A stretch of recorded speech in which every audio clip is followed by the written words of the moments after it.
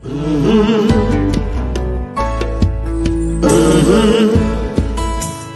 the game gets rough and this life just seems so tough, Mek Wi Talk, my people, Mek Wi Talk.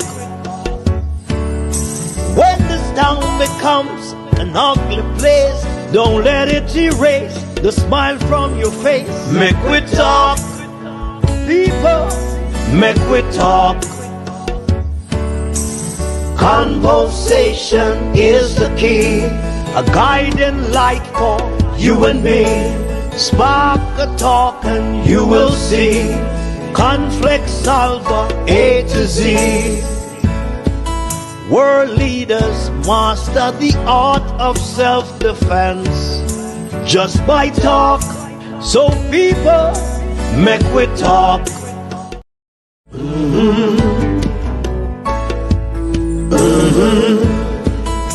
When the game gets rough and this life just seems so tough, Mek Wi Talk, my people, Mek Wi Talk. When this town becomes an ugly place, don't let it erase the smile from your face. Mek Wi Talk, people, Mek Wi Talk. Conversation is the key, a guiding light for you and me.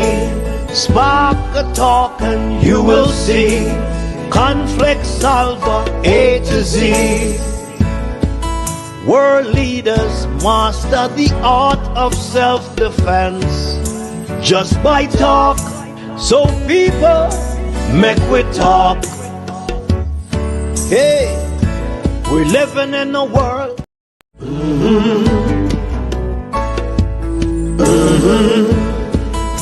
When the game gets rough and this life just seems so tough, Mek Wi Talk, my people, Mek Wi Talk.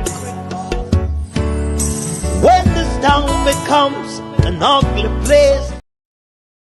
Good morning, good morning, good morning, good morning. Wherever you're listening, watching from around the world in the Eastern Caribbean, it is 10:15 in the land of wood and water. 10:15 in South Florida, 10:15 in New York City, 10:15 in Washington, D.C. What time is it in London, England? Good night to South Africa, good night to London, England.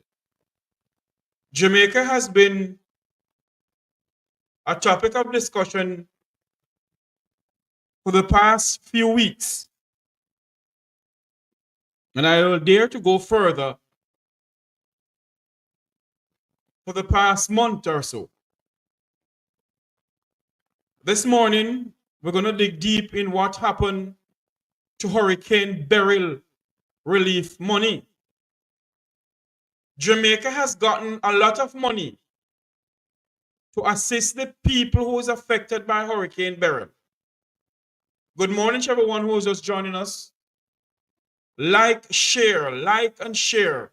Share up this live feed. Miss Winnie, good morning to you. Share up this live feed. Share up this live feed, people. Because we need to know what happened to the money that was donated to Jamaica to help the people of St. Elizabeth, the people of Manchester, the people of Clarendon. And many may ask, Jeffrey, why you come on it again? Many may say, Jeffrey, that you have been on it already. It can't be a 9-day wonder. Morning, Marie, how are you doing? It can't be a 9-day wonder. Because we need to know where the money disappeared to. Jamaicans work hard in the Jamaican diaspora. And they donate money and other things and send down. And nobody knows where the money disappeared to. Miss Daphne from St. Elizabeth has nowhere to live. I'm showing you something to take a lie telling. This is Miss Daphne house. That's Miss Daphne house. See there? She has nowhere to live. And she has been asking for help just to get some more block and cement. She have been asking the Jamaican government. She have sent message to the Prime Minister of this country, Jamaica. And his WhatsApp message, and no answer. She has called the Prime Minister's number, no answer. Miss Daphne have nowhere to live. She catching with family members here, there, and everywhere. Look at it. There it is. Not that, this. And one of the reasons why I came on this morning with it is because I want to know, I'm going to show you how much money has been donated to the government of Jamaica to assist Jamaicans who's affected by Hurricane Beryl. I'm going to show it to you. Because it doesn't look good. It don't smell good. The American Friends of Jamaica has donated some funds too. I'm waiting to find out. I'm trying to find out from them how much money did they donate to Jamaica. I'm working on that. This morning, as we come on air here, this morning, I want to say to everybody who's listening to us and watching us from around the world and the Eastern Caribbean, we must hold our government accountable. We, the Jamaicans who live outside of Jamaica, must hold our governments accountable. Because it cannot be that countries after countries will send money down to Jamaica to assist, to help our people who's affected by natural disaster. At the end of the day, the people don't get the help. At the end of the day, the people do not get the help that they're supposed to get. And it begs to ask the question, how is it that the people haven't received the funds they're supposed to receive? And you will hear these people who is in government talking how much money they give and how much money they spend. And at the end of the day, nobody see where the money disappears to. You have a non-profit organization in Jamaica that is down there assisting people now. And putting on their roofs and everything. Jamaica has an Army Corps of Engineers. And you haven't seen the Jamaica Defense Force out there assisting in building the people their houses in St. Elizabeth and Clarendon and other places. You haven't seen it.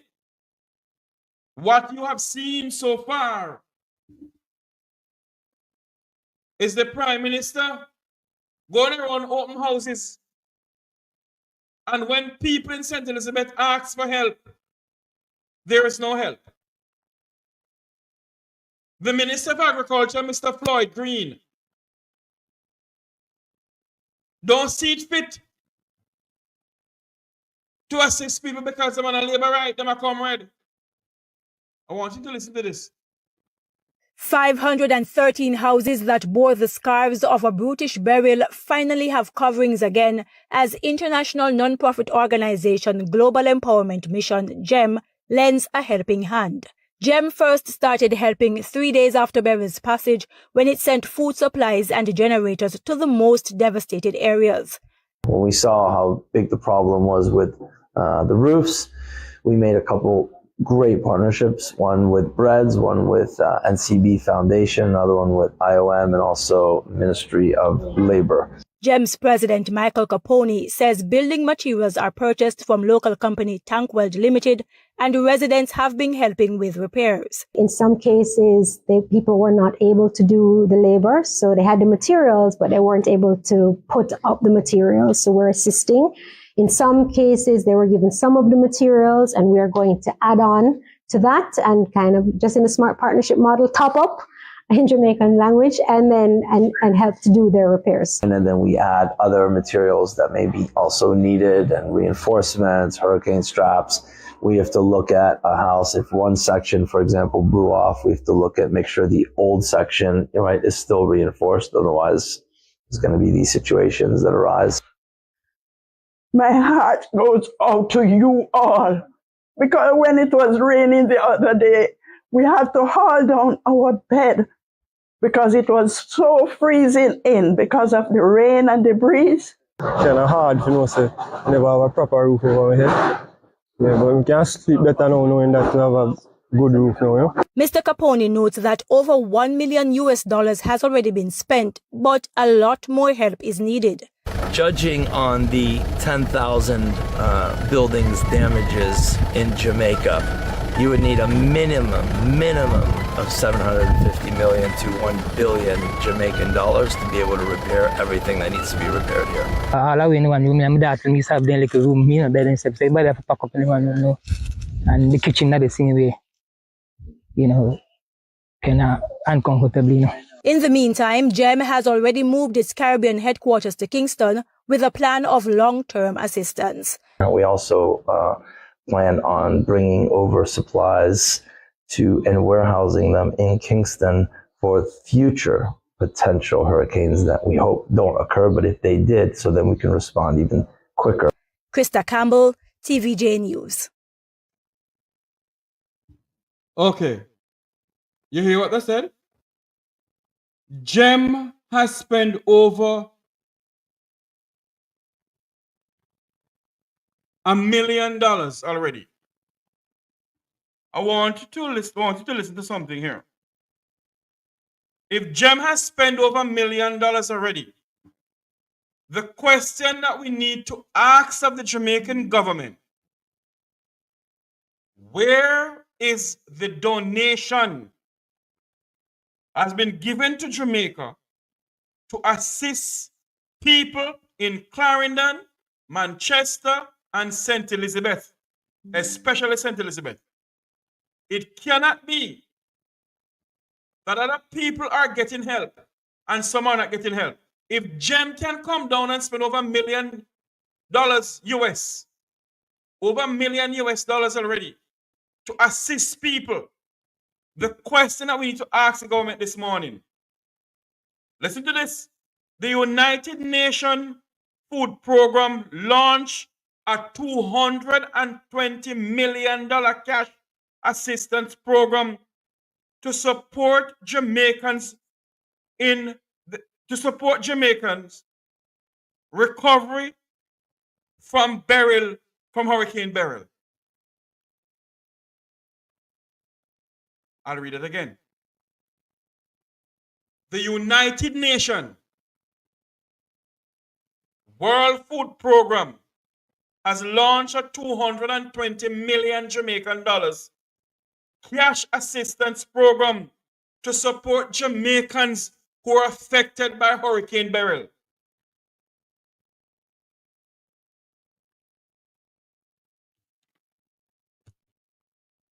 The USAID, let me read something here for you, because nobody believes I lie, Jeffrey, they tell. As a matter of fact, I know I'm going to click on this thing here. I know I did this program already, I'm going to do it over again, I couldn't see it. Because we need to ask questions. We need to ask questions. What happened to the money? See it here? The United States. I read this one. On July 9th, 2024, Kingston, Jamaica. Today, American Ambassador to Jamaica, Nick Perry, announced a $400 million or US 2.5 million in hurricane support for communities impacted by Hurricane Beryl in Jamaica. That's on July 29th. Sorry, that's on July 9th, 2024. American Ambassador to Jamaica, Nick Perry, announced a 400 million Jamaican dollars or 2.5 million US dollars in support of communities affected by Hurricane Beryl. Where is that money? Right. Following me so far? Are you people following me? You answer me now? Good morning to everybody watching the platform. You answer me? You following me? Let's stop there. Let's go back to something else here, sir. That was Hurricane, that was the United States government. All right, let's go over to this one here now. Because we need to know where the money is. Let's go over to this one here. United Nations. Here it is. I know I can't bring it up closer because for some unknown reason I can't zoom in this thing. I don't know why. Anyway, the United Nations World Food Program launched a 220 million Jamaican dollar cash assistance program to support Jamaica's recovery from Hurricane Beryl. The Beryl Cash Assistance Program will target 11,500 people whose homes were damaged or destroyed by Hurricane Beryl in early July. The program will provide US 1.4 million, that's Jamaicans $220 million in relief and support to family in their recovery effort to assist with food and water and other supplies. Where is the money? Where is the money? That is the question we're asking this morning. It cannot be, people, it cannot be. And we need to stop this JLP and PNP nonsense in this country and ask questions. Where is the money? While people in Treasure Beach is asking for help same way. People in other places in Zanzibar asking for help. People in Clarendon asking for help. Me not come and hear no propaganda news against anybody, you know. The truth is the truth. We need to know. And we're asking questions this morning. We, the Jamaican people, need to know where the money is. We need to know where is the money.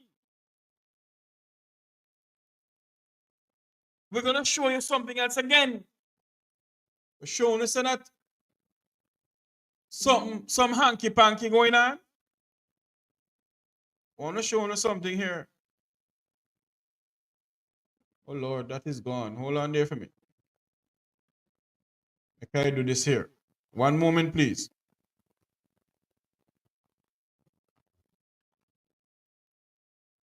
One moment for me, please. Trying to get this thing up here to show you something here because I don't understand what's really going on. Something not adding up here to me.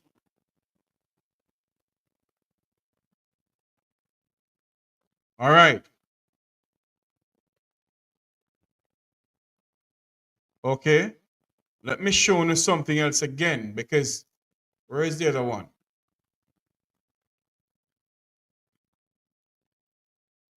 The Chinese government. Let me get this up here. The Chinese government, let me read this to you. Let me get this over here and show you something here. And bear with me, please. Welcome to the program who are just joining us. Remember to like, share, and subscribe. Like, share, and subscribe to the program here. We're digging deeper in what's going on with the money to assist Jamaicans that countries donated. China donated 7.5 million to Jamaica. All right? The Minister of Foreign Affairs and Foreign Trade, the Minister of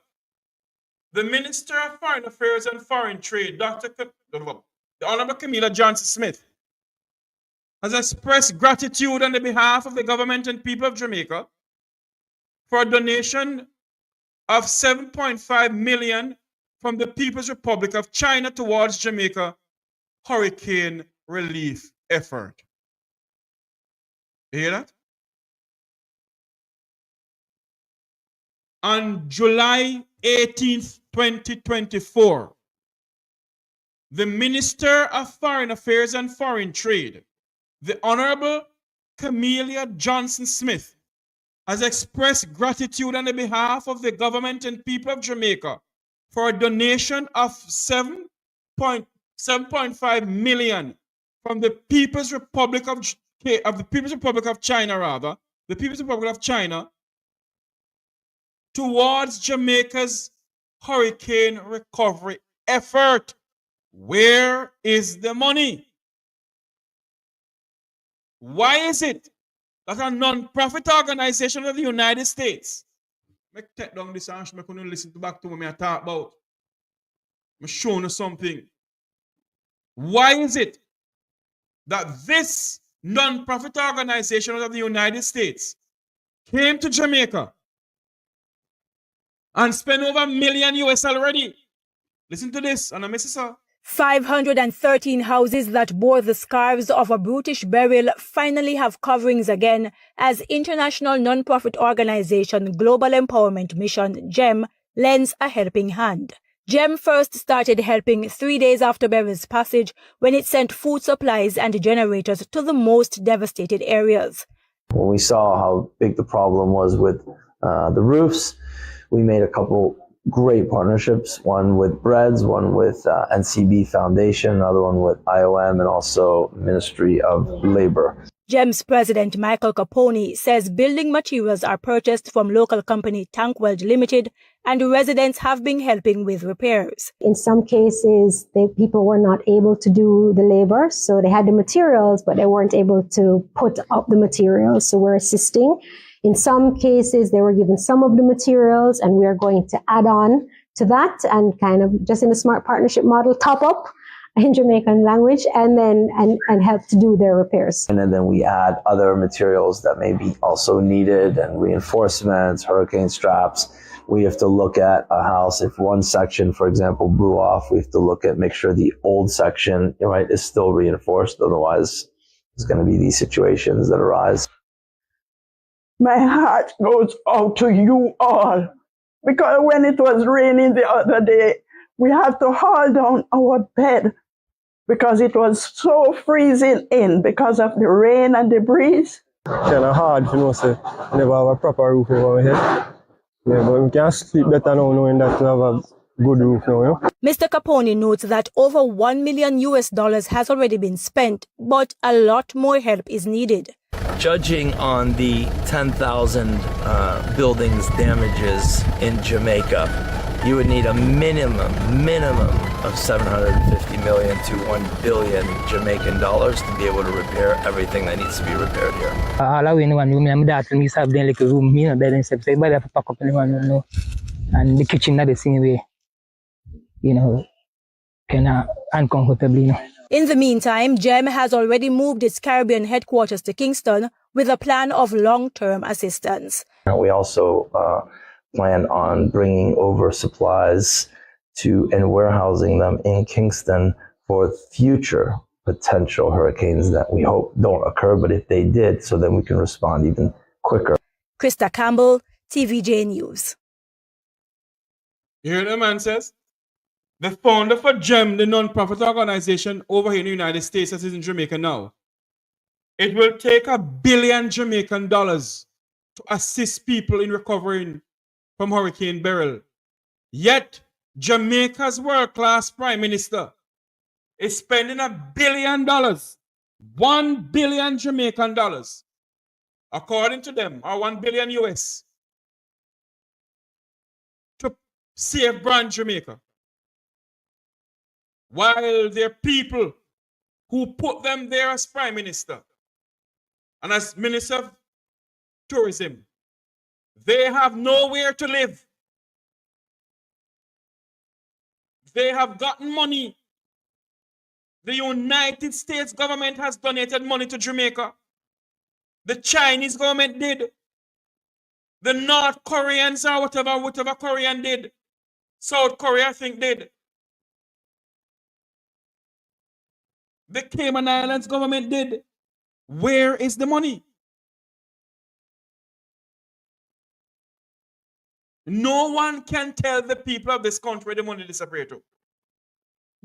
But they see it fit to spend $1 billion, according to them, to save brand Jamaica.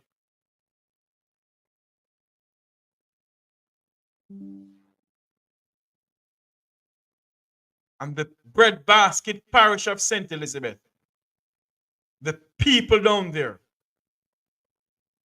are not getting the help they're supposed to get. This is what is going on in this country. I've shown you already. We can dig deeper. This lady here in St. Elizabeth, and as she begged me to come on in the program this morning, I decided to do it.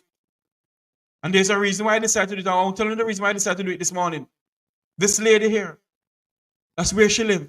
She's a well-known student on this program, Miss Daphne, from St. Elizabeth. See there? She has nowhere to live.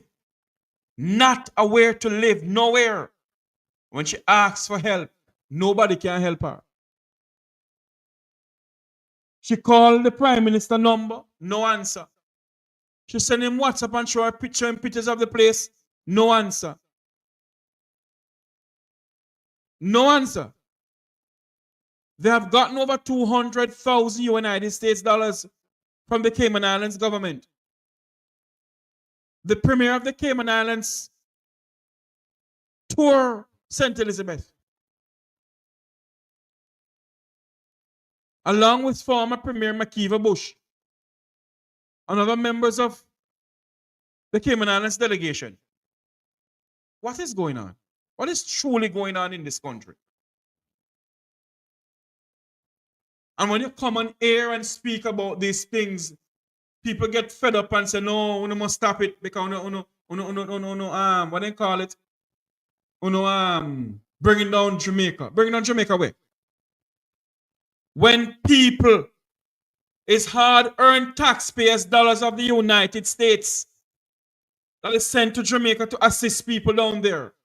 Is hard-earned taxpayers' money of the Cayman Islands are sent to Jamaica to assist people in Hurricane Beryl. And until now, neither the Prime Minister nor the Minister of Agriculture cannot tell us where the money is.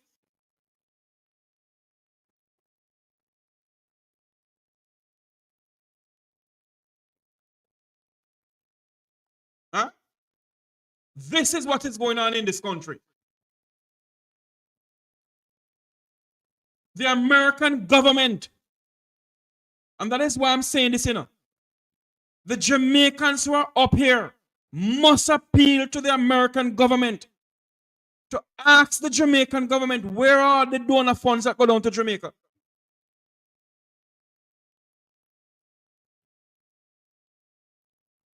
The American VP gave this Prime Minister how much money? Nobody knows the money disappeared to. We hear nothing about the money. Nothing about what he's supposed to do. Is this the nation that we talk about a 2030 vision to live, work, and raise family? Huh? Until now, we don't know where the money disappeared to.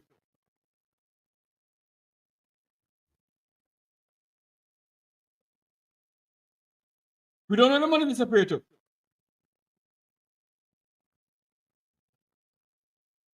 What is truly going on?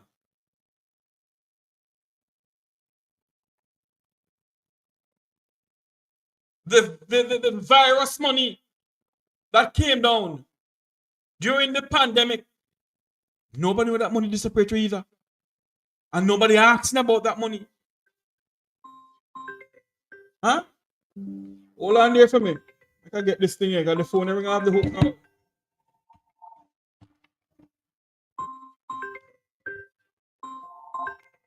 Hold on, Miss Winnie. Hold on, Miss Winnie. Hello, welcome to the program, Miss Winnie. Good morning.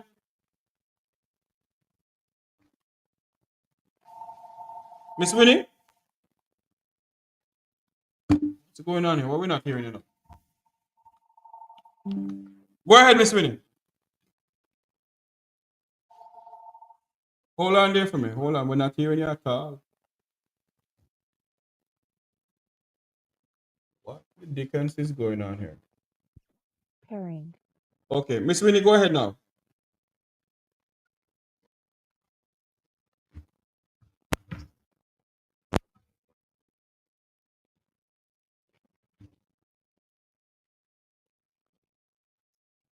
Hold on, Miss Winnie. Hold on. Hold on there for me. You hold on a minute there for me. Make I get to talk to you properly. Hold on there for me. Go ahead, Miss Winnie. The government should come out and tell us where the money is, where the money go. They spend over how many millions and $1.2 million by election. Where is the money for to help the poor people? You said something a while ago. So hold on there for me now. This is what I don't like with you sometimes. You know. You said something a while ago that PNP this and PNP that. I don't understand what you said about. Repeat what you said. I said the PNP never received the relief money. I said that's what I said. They never received it. And may I say something to you also? I keep on asking you this question, you know. The People's National Party has members of parliament, isn't that so? Yes, sir. Okay.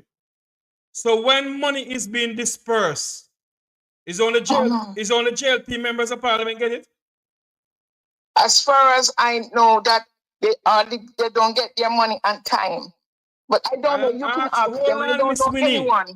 Miss Winnie, hold on. I am asking you a question, Miss Winnie. When money is being dispersed, is only JLP members of parliament get money that's being dispersed? Mister, I don't know. Let me say something to you now. If the members of the People's National Party who are members of parliament do not get any money, why they don't talk about it? Why are they so quiet? That's the million-dollar question. Okay. All I'm saying that is what I'm saying to you all. The both sides get money. Well, I don't know. I am telling you that the both sides get money. I would like Mr. Mark Golden, Paul, everyone there that in Parliament or in the Senate to come up.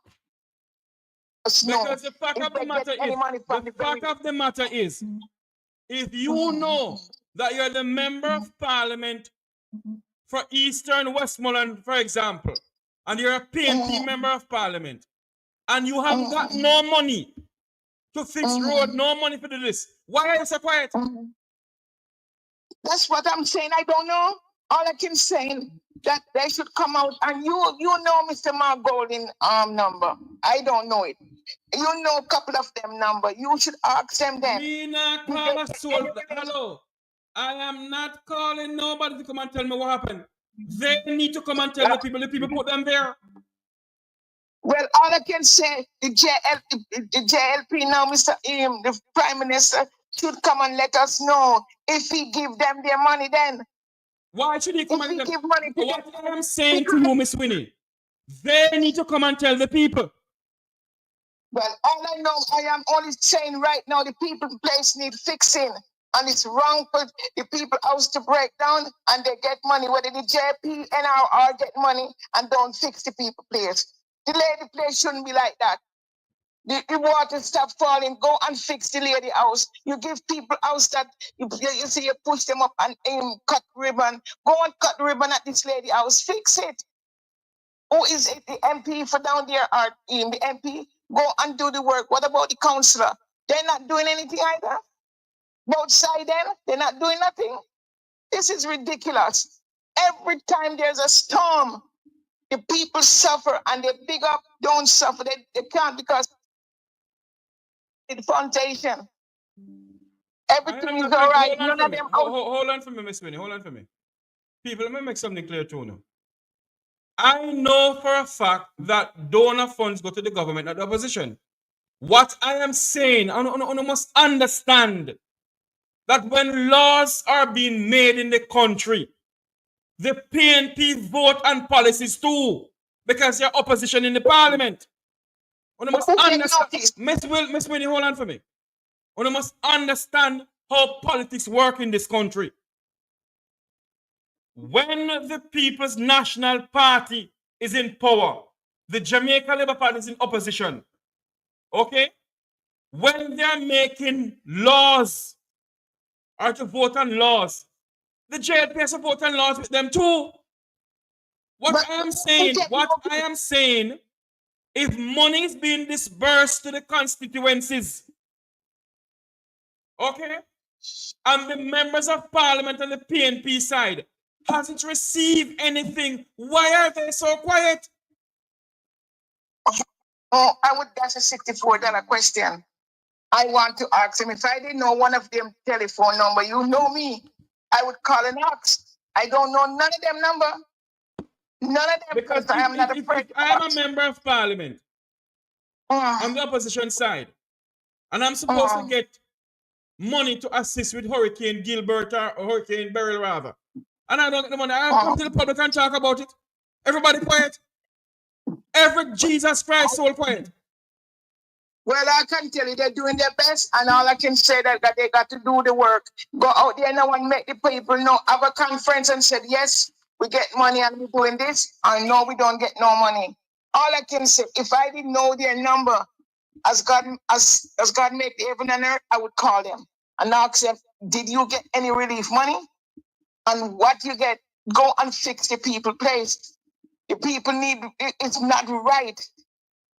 Some people cannot even take out an insurance. And then you do take an insurance is going to find 1,000,001 reasons not to pay you. So they're stuck again. They're stuck again. All I can say that the begging mentality got to stop. When you get money to help the poor, help the poor. It's just like the big up organization. They hold on to money as well. But I know Jamaica get enough money for burial relief. And why? But hold on, Miss Winnie. Why the people are so quiet in the country, Miss Winnie? Because it's like a cloud of darkness over the high. Oh. But when election call, no cloud that's what they are again. No, all they do give them back food and 50 and 5,000. And everybody will be jumping. I don't understand why they're so quiet. And they got big mouth when they're abroad. Why are they so quiet in Jamaica? And when they're ready, they come on the platform and they cuss with left, right, and center. Master, they can cuss till next year. Come, all I know, they can't curse me. They can cuss them own self because it's only an idiot go on and curse somebody for somebody tell you to curse somebody. All I can say, the people them in St. Elizabeth, why I know someone in St. Elizabeth, because my stepdad, he came from St. Elizabeth, but he passed away now. They are the Dixons. And I know a lot of them are suffering. A lot of them are suffering. And then some of them afraid that they just don't even want to hear that drop of water. They start panicking. On earth, someone else could be destroyed and no one run to their rescue. All right. Let me say this to you now. Miss Daphne has been asking for help. She reached out to Floyd Green, no help. She reached out to the Prime Minister, no help. She sent message to the opposition leader, no help. She sent message to the PNP MP down there, no help. So what is going on? I wonder if, no, I'm not taking up for anyone. Some kind of demonstration got to go to both office, the PNP and the JLP office, and for this, it is not right. It isn't right. She shouldn't be scratching there and scratching here. And you know when you scratch at somebody else, how you feel? You wonder if you should get up out of the bed or you wonder if you should stand up. Even at family house, you're gonna feel away after a few days. The lady need to get back in her house, Mr. Tivari. The lady need to get back in her house. And it is wrong. It is wrong. Oh, Mr. Only could see this. Mr. Mark Golden see this. Go and help the lady. We don't care what party, go and help her. We are one. We are not JRP. We are human beings. We need a roof over our head. You know, I remember when I was a little girl, about 6, 7, and we have a storm. I can't remember the name of the storm, sir. And our house was flattened. And then they put us up somewhere. And to me, it looked like they do the house the next day. Because we were back in our house, not the same house, but back in our 2-bedroom. And there were 6 of us. And we were happy to get back in there. Miss Winnie. Call me Winnie. No, not Miss. Just say Winnie. Oh, Winnie. Okay, Winnie Mandela. Yeah. No, not man. No, Winnie, not Winnie man. No Mandela, please. Just Winnie. No, not Mandela. No. All right, Winnie. All right. Let me say this to you. Miss Daphne has reached out to the PNP caretaker who's gonna run in that seat down there. And I'm pretty much sure she has made appeal to whoever she can make appeal to. And nobody has helped her. What is his name? What is his name? Pardon me?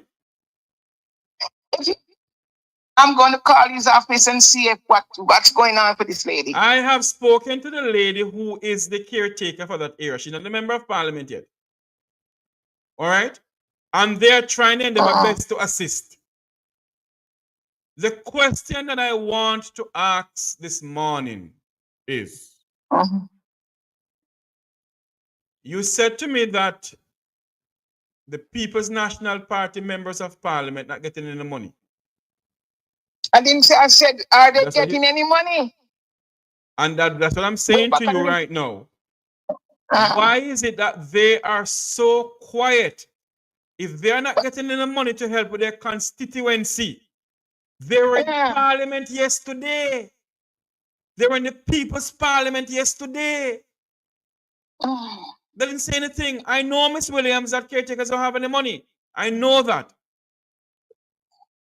They were in the People's Parliament yesterday. Why did members of the People's National Party say to the Parliament of Jamaica, we are not getting our constituency money? What happened? Nobody says anything. All right. I am going to try and get on to Mr. Mount Golden today and get the opposition office and ask if he could return a call to me and tell him, please call me because I'll go on the radio and make noise, right? And ask him what's going on. If they get money, come and let the public know. The public know. Because this is not right. We can't, people not thinking that you get money and you don't get money and you're so silent. You get money and you're so silent. Another thing again. The People's National Party knows that donor funds come to Jamaica. Have you heard them come in the parliament and ask about it? No, sir. Okay. I don't listen with you. I don't listen to parliament. Well, I have to listen to you. I have to listen to you because hold on, Miss Winnie. Miss Winnie, hold on. I don't want nobody to come tell me no second-hand thing. Me have to hear from my own ears. And I listen to the parliament. I have not heard nobody in the Parliament of Jamaica come out and say anything. Anyway, I am going to call Mr. Mark Golden office today and see if I can get him and find out what the hell is going on. If they get money or they don't get money, or they get money and they don't know what to do with it. All right? That's what I'm going to do. All right, ma'am. Thanks for calling. Okay. Yeah, thank you. I'm going to make a call to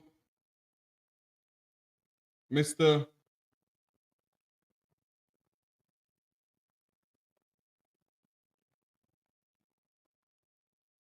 Mumaro Combine. Hold on there for me. Hold on there, people. I have some news coming into us. Let me go over here. Help us, oh Lord.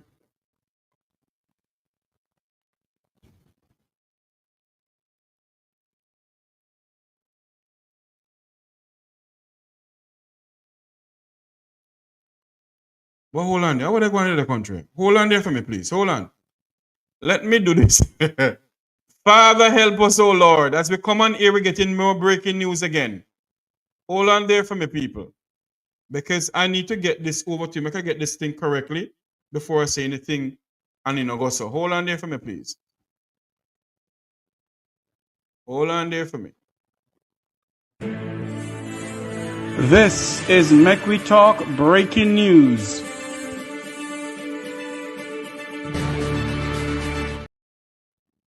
A 42-year-old man of Florida address in the United States was arrested at the Sanks International Airport in Montego Bay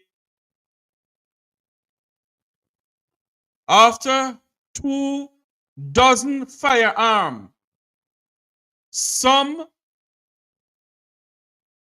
Hold on there. After 2 dozen firearms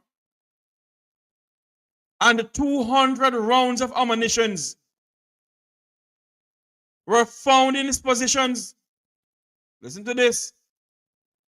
A Florida man, a 42-year-old Florida man, a 42-year-old man of a Florida address in the United States was arrested at the Sanks International Airport in Montego Bay, St. James, after 2 dozen firearms and 200 rounds of ammunition were found in his luggage.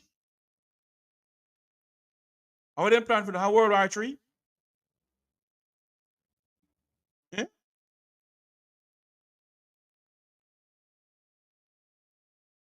A Florida man, a 42-year-old Florida man, landed at the Norman International Airport. Hold on, they have a call coming in from Baltimore. I don't know why this thing not working in front of the door. Hold on there. Hold on for me, please. One moment, please. One moment. Go ahead for me.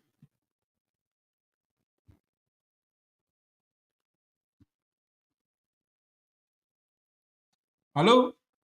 Yeah, hello. Good morning, Jeffrey. Good morning, my friend. How are you doing? I'm good. Good morning to your viewers. Hey, Jeffrey. It's full time we realize, Jeffrey, that Jamaica is under a dictatorship government, Jeffrey.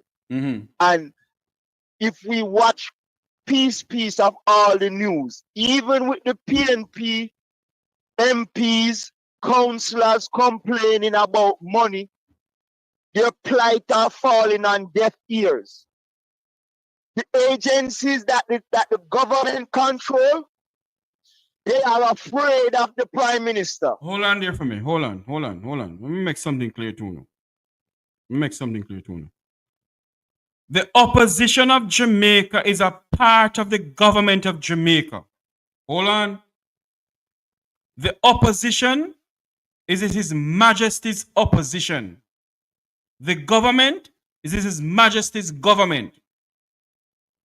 The opposition know what to do if they are not getting through to anybody in the government entities in this country. The question I'm going to ask again, why is it that the opposition of Jamaica is so quiet on certain things in this country? Continue for me. The opposition is quiet because the opposition realize that they will not be heard. I'm going to say it to you again, my brother. I hear you, Jeffrey, and but I'm the saying opposition, it to you. Hold on there for me. But the opposition has many ways to be heard. The opposition can get the Jamaican people to take to the streets. Okay, I understand that, Jeffrey. But I want you to understand that there are two different parties and they operate two different ways. I'm going to use yesterday as an example. Yesterday, in the House of Parliament, Jeffrey, the lady who is in charge of constitutional affairs, she was reading from a document that the opposition did not receive. Have. Yes. And that was intentionally done. And hold on there now. Hold up in there. If that is happening in the Parliament of Jamaica, where the Jamaican people to be voted, the Jamaican people need to be gonna vote on a referendum. Do you know what the opposition can do? The opposition can abstain from voting on that piece of legislation. The opposition can come to the people of Jamaica and say to them, listen, X, Q, Y, Z, every other modern democracy does this thing. Why is that the People's National Party in this country is so quiet on the nonsense that goes on with the government of this country? Okay, and listen now, Jeffrey. If you notice yesterday, what Mark was saying is that they will not vote on it. But exactly. I want you to pay attention yesterday, you know, Jeffrey. Yes. Yesterday, Mark Golding asked the Minister of Constitutional Affairs 3 questions. Yes. One of them was about impeachment. Mm-hmm. She did not answer the question at all. And if you pay attention, Jeffrey, these people are so in sync that the only time the Speaker of the House address the opposition is when she's putting them in so-called check. Let me ask you a question. Let me ask everybody on this platform, including you, my good friend, who's calling in. Yeah. Have you all ever seen a copy of the rules of the Parliament of Jamaica, the handbook? No, I've not seen it. Okay. Have you all ever seen a copy of the Jamaican Constitution? Yes, I've seen that. Okay. Have you read the part when it comes on to the opposition in this country? No, I haven't read that part, Jeff. Let me tell you something. I would advise you, I'm not going to say anything. Go and read the section that speaks about opposition. I'm going to say something to you now. A lot of people keep on saying the opposition have no power. They have power. The opposition has power. We know they have power, Jeffrey. We know they have power. But what I'm trying to say to the viewers and to you, Jeffrey, the opposition would even say they would want to demonstrate, Jeffrey. And look, when Andrew said he's going to demonstrate, the police is not even giving them the authority or giving them the paperwork. Let me say something to you again, sir. Under the Constitution of Jamaica, sir, it states that you have the right for a peaceful assembly. The People's National Party can gather, everybody want to gather, and have a peaceful assembly and speak. They don't have to get any paperwork for anybody. No, Jeffrey. No, and that's what I'm telling you. They have a right to a peaceful assembly, but it has been tried already. And what the government sent police to chase the people off the sidewalks. And not only that. My brother, hold on there for me. Sometimes we blame government when the government and the police do it themselves. Sometimes we blame politicians and do this, but police and do this when the police decide to do it themselves. Jeffrey, listen. Go ahead. Listen, from a person, we're in the background, Jeffrey. And a lot of times when we see the police act, Jeffrey, the police don't act off their own. I'm telling you, some of them have their own. No, we know that, Jeffrey. We know some of them act off their own. But when it's up to a certain magnitude, Jeffrey, you could see that the police are issued directives directly. The last time the people tried to walk up to the House of Parliament, they were reminded that, listen, you can't protest here. Where was that? That was at the Parliament. I think it was last year or the year before. Okay. People were hold on there, sir. Hold on. There is a part that says that you must not protest in 100 feet or something feet of the Parliament of Jamaica House, sir. I understand that, Jeffrey. And that did not come under JLP government alone. I'm not disputing that, Jeffrey. Some of the things that are affecting the Jamaican people did not come only under the JLP. It's like when we were listening, yesterday we listening to the Minister of Security. For 7 years, the country has been under state of emergency. And they said the state of emergency is to hold, clear, and build. And people let it fly over the head, Jeffrey. After 7 years, the man is telling us we're still in the holding phase. We're still in the holding phase. So there's no plan yet. And meanwhile, when we look, just last year or just after COVID, we got like $31 million for unattached youths to help them. If you ever see the liquor hut where them build downtown and put Desmond Mackenzie name on it. Let me ask a question now. Let me ask a question here now. You keep on saying the people they're afraid. And I keep on saying to myself, I don't think these people are afraid. I think Jamaicans are just in this thing, said, may I die hearted this and may I die hearted that. And it's all about their part. It's not about themselves or the country. Now, something like that goes on. And nobody says nothing about it. Nobody gets up and do nothing about it. But when election time come around, they under batty rider, printer, pan bite back, shower this and come read this. That's true, Jeffrey. Okay. But I'm gonna say something to that, Jeffrey. You know, Jeffrey, you have a lot of communities, like garrison communities, Jeffrey. We are a lot of people in those communities up to today.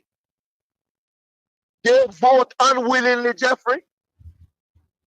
Well, it's no different. It's no different, Jeffrey, than over the years. We see they carry people go court and say the Klansman and the one order, they're responsible for extortion, right? Have you ever heard either side of the government pass a law and said extortion is illegal? Thank you. Have you ever heard they pass that law? No, my brother. Okay. I heard they revised the law and said, listen, we have people, corruption is one of our biggest problems. And we have things like the statute of limitation, which they cannot tell you how many years, Jeffrey. They can't tell you how many years is the statute of limitation. But have you ever heard none of them come and say, we're going to remove the statute of limitation? Have you heard none of them say, listen, for the people below Crossroad, we say them go to prison, we don't say them pay a fine. Have you ever heard they say, let's remove the fine? For the upper, no, they don't. It's like I asked one of my friends yesterday, I said, tell me something. We live in America, England, and Canada. And when like the court make a ruling force, like a year from now, when it's not enforced, the court ask about it, and the court find who is to be fined and discipline who is to be disciplined. Let me ask you, hold on there for me. Yeah. Hold on there for me. Remember what they're going to say. I have to address something here on the platform. There is Jamaicans who lives in the United States who are American citizens and also Jamaican citizens. And the Jamaicans who has the authority, because you have Jamaicans who are just green card holders. They can't really push any weight of such.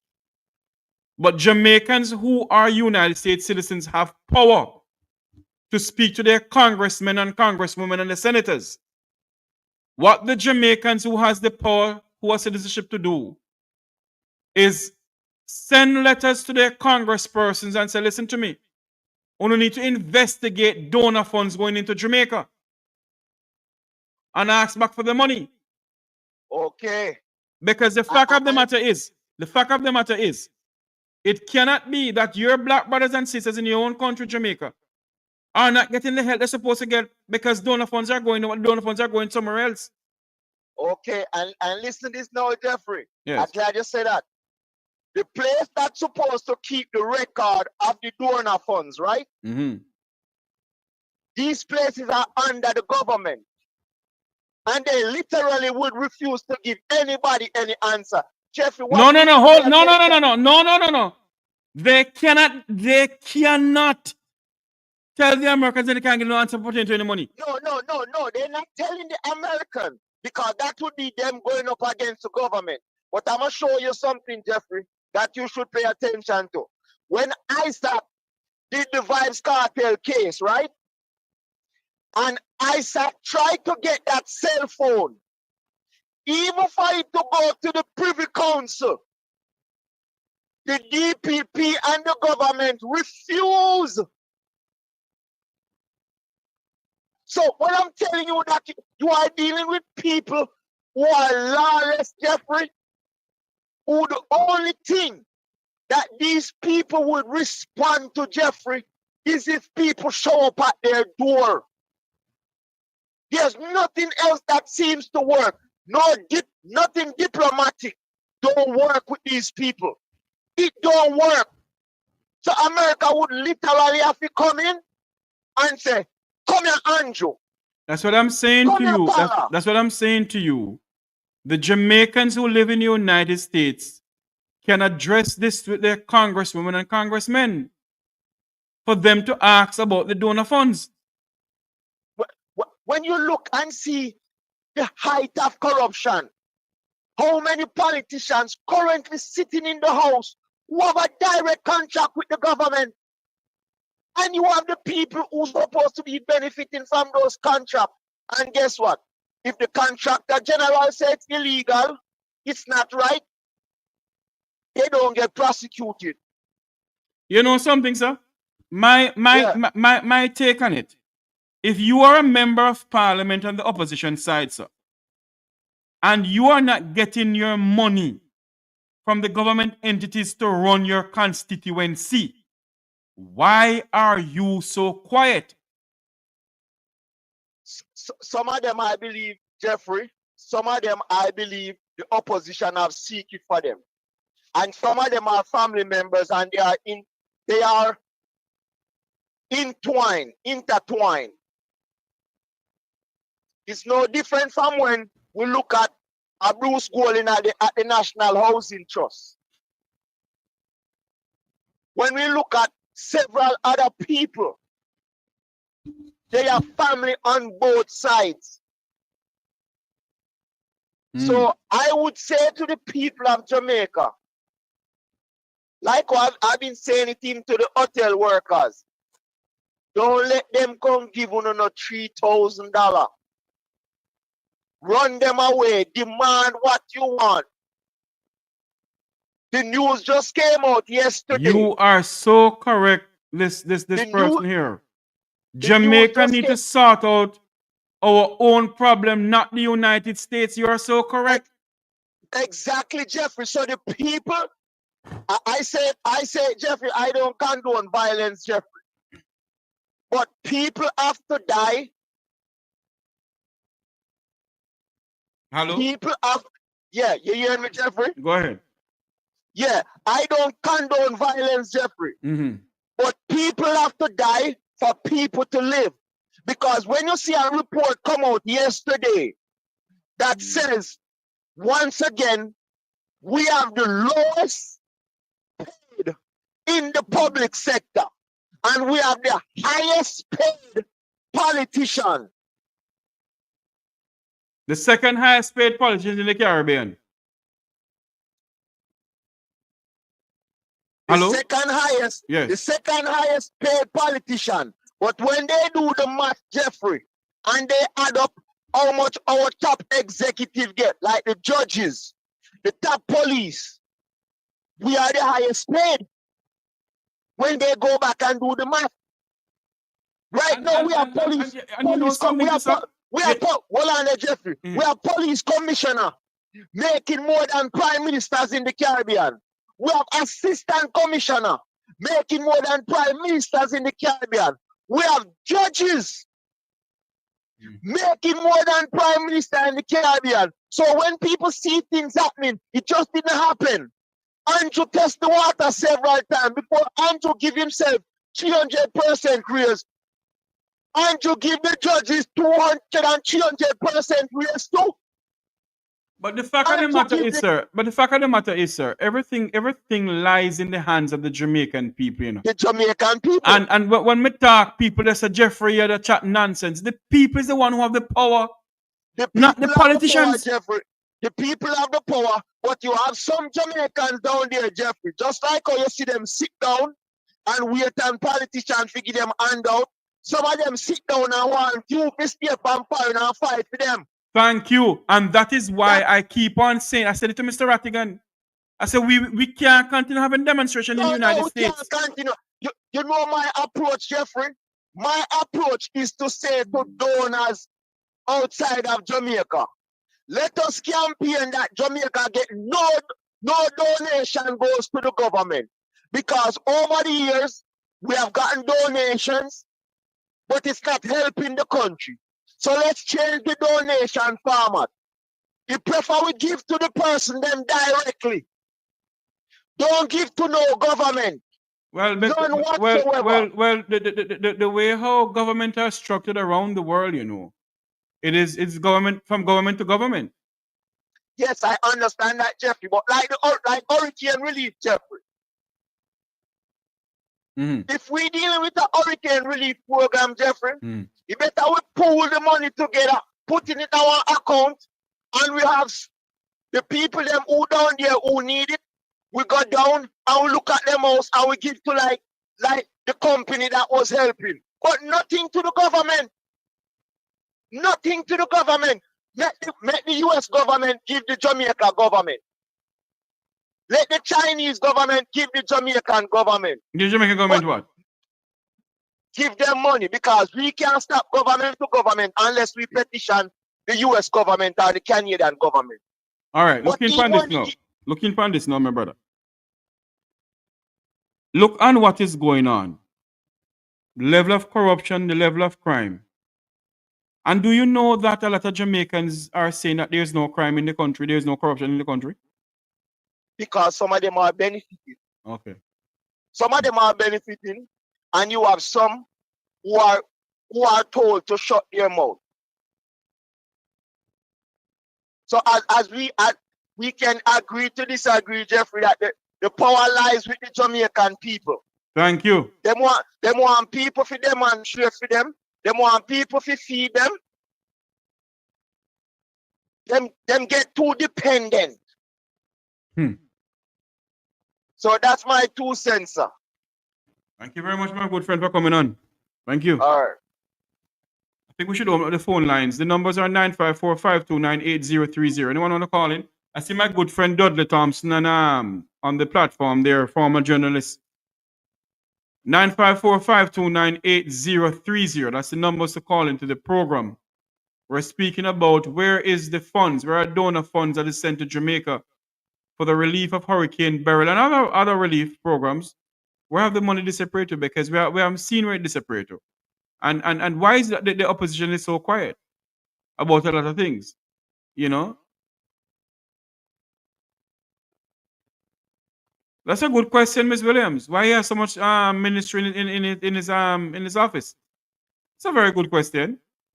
But you know, we're asking questions that the people don't even ask anything. And that is my take on this. Why is that we are the ones who are really talking about stuff that's going on in our country? There you go.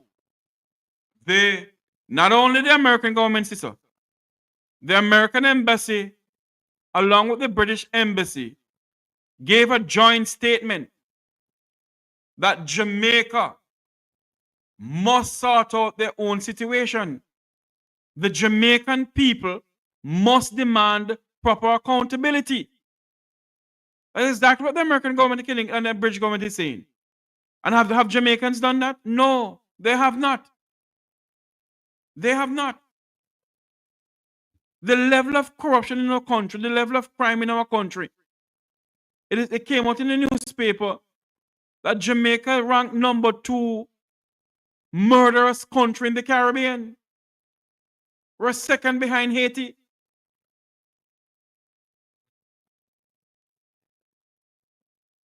And what are we doing? What we as a people doing? Nothing. We're not doing anything because what? We have this thing about us that we are die-hearted this and die-hearted that. And until we can come together and put away the die-hearted thing and think about our country. A lot of people don't like when I talk because the fact of the matter is me not talk, so me this and me that. Me keep on asking the question, and I have asked questions on air and off air to people who is in the know-how and the know this. And I asked the question, if members of the People's National Party, who are members of parliament in the People's Parliament, not getting any money to run their constituency, why is it that when they come to the House of Parliament, or how is it that they don't go on the radio and speak about it? How they don't call these programs and speak about it? How they don't address the situation?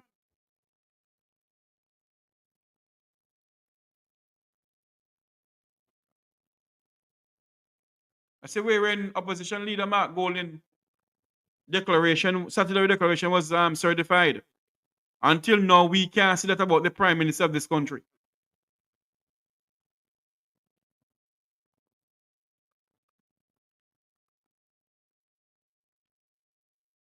People ain't afraid to talk. The people ain't afraid to talk. Talk where? But when election time come around and drop up on them battery rider door and gone pan bike door.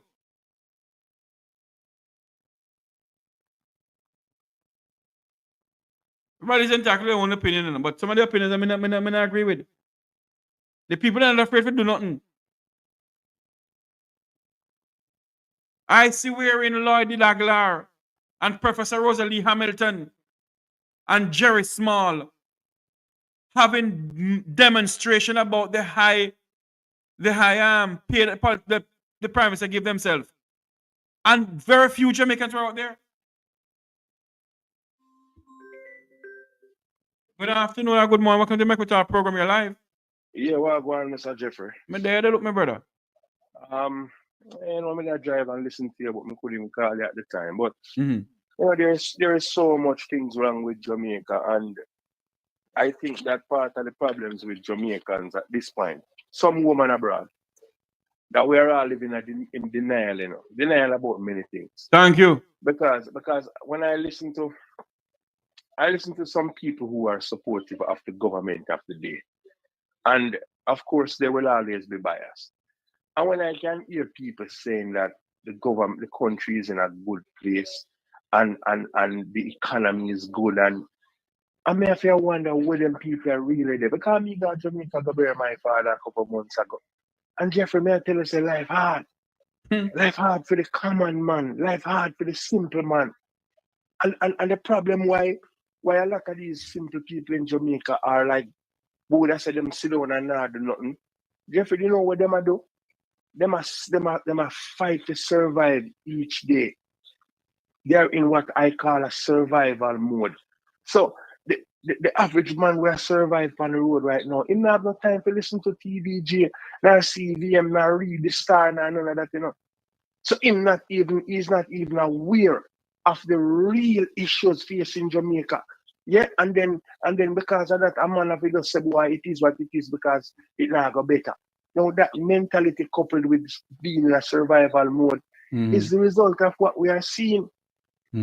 Jamaicans now go get up and fight, and then of course when the campaign trail run out, most Jamaicans in the street like that, them are wagonists, them are gonna run for anything with hype and pretty. So if you show a man, them a run out and have money, some are gonna run back at them. Not everybody who goes on that bandwagon is genuinely with it. Them a go for this simple little because them don't have no money. They want to take the $5,000, the $2,000, the food because other than that, them don't have it, Jeffrey. So in other words, my friend, we could be talking to be blue in our face. This will never stop. Listen, it will gradually go to a right place, Jeffrey. But for right now, it is in that space. And this is beneficial to the government of the day because it doesn't. They are in a position to dictate and them own the spaces. What would I like? The average man in the street have the direct access to news because listen, enough people at Jamaica we have a phone in a Jeffrey and still yet not have a plan on their phone. They have to just use it for phone call, you know. And everybody don't have phone and they on internet like that, you know, because the plan run out. Them not, and like we here where we can't say well we have unlimited internet and limited data. No, they don't have it. So sometimes a man have a phone and he only can take a call or make a call or send a call message or whatever just to communicate. So they are not able to see the things that you and the other bloggers are consistently hammering away. So it's not everybody that gets this message. You understand what I'm saying? And then you have the manipulative so-called era leaders and dons where in charge, community to political workers. We have to make sure so them keep them people in check by doing what? Even them a little here and tell them so lie the PNP tell or lie the GLP tell and this is the kind of system where we have and until we can break that cycle, Jeffrey, it will always continue. We were on this side and look back and see say it's wrong and know the right thing and I try to enlighten people. I mean, you know, my brother. Anybody who know Jeffrey Tavares, when I was on Roots FM in Jamaica, I used to be the one who was the lone voice in the wilderness. Way before all the people who are on social media talking now. I used to be on Roots FM YouTube channel. And I used to tit out hard against government. Until one time, the radio station got a call, said they have to take me off air. And I laughed. The owner for the station said, okay, take him off air. That will never happen. Yeah. Because what I'm talking was the truth. Yeah. I tell you something, you know. You see, if we, the people of this country, don't stand up in this country, or what you're just saying, then may God help us. Of course. Jeffrey, listen, what made the difference back in the day? What made the difference? The difference was when people would stand up. I want to say people, I mean, for all facets of the community, I stand up. Yeah, you know when I look back on, like I said, I go back to Jamaica the other day for like my father's funeral. My mother passed off several years ago. I know when I go back in my community, Jeffrey, I look on it and I say to the youth, them a reason, I say, who are the leadership in we have now? Because back in my time, we could identify 10 or 12 upstanding people in my community, adult people. When we look back now, you know, Jeffrey, nobody in there, you know, I don't even know if we have a justice or the peace in our community, you know. So who the youths are going to go to? Yeah? Who are there? Who is there to lead them? No, my brother, we're in serious crisis in this country, sir. Pick up at empty that way, Jeffrey.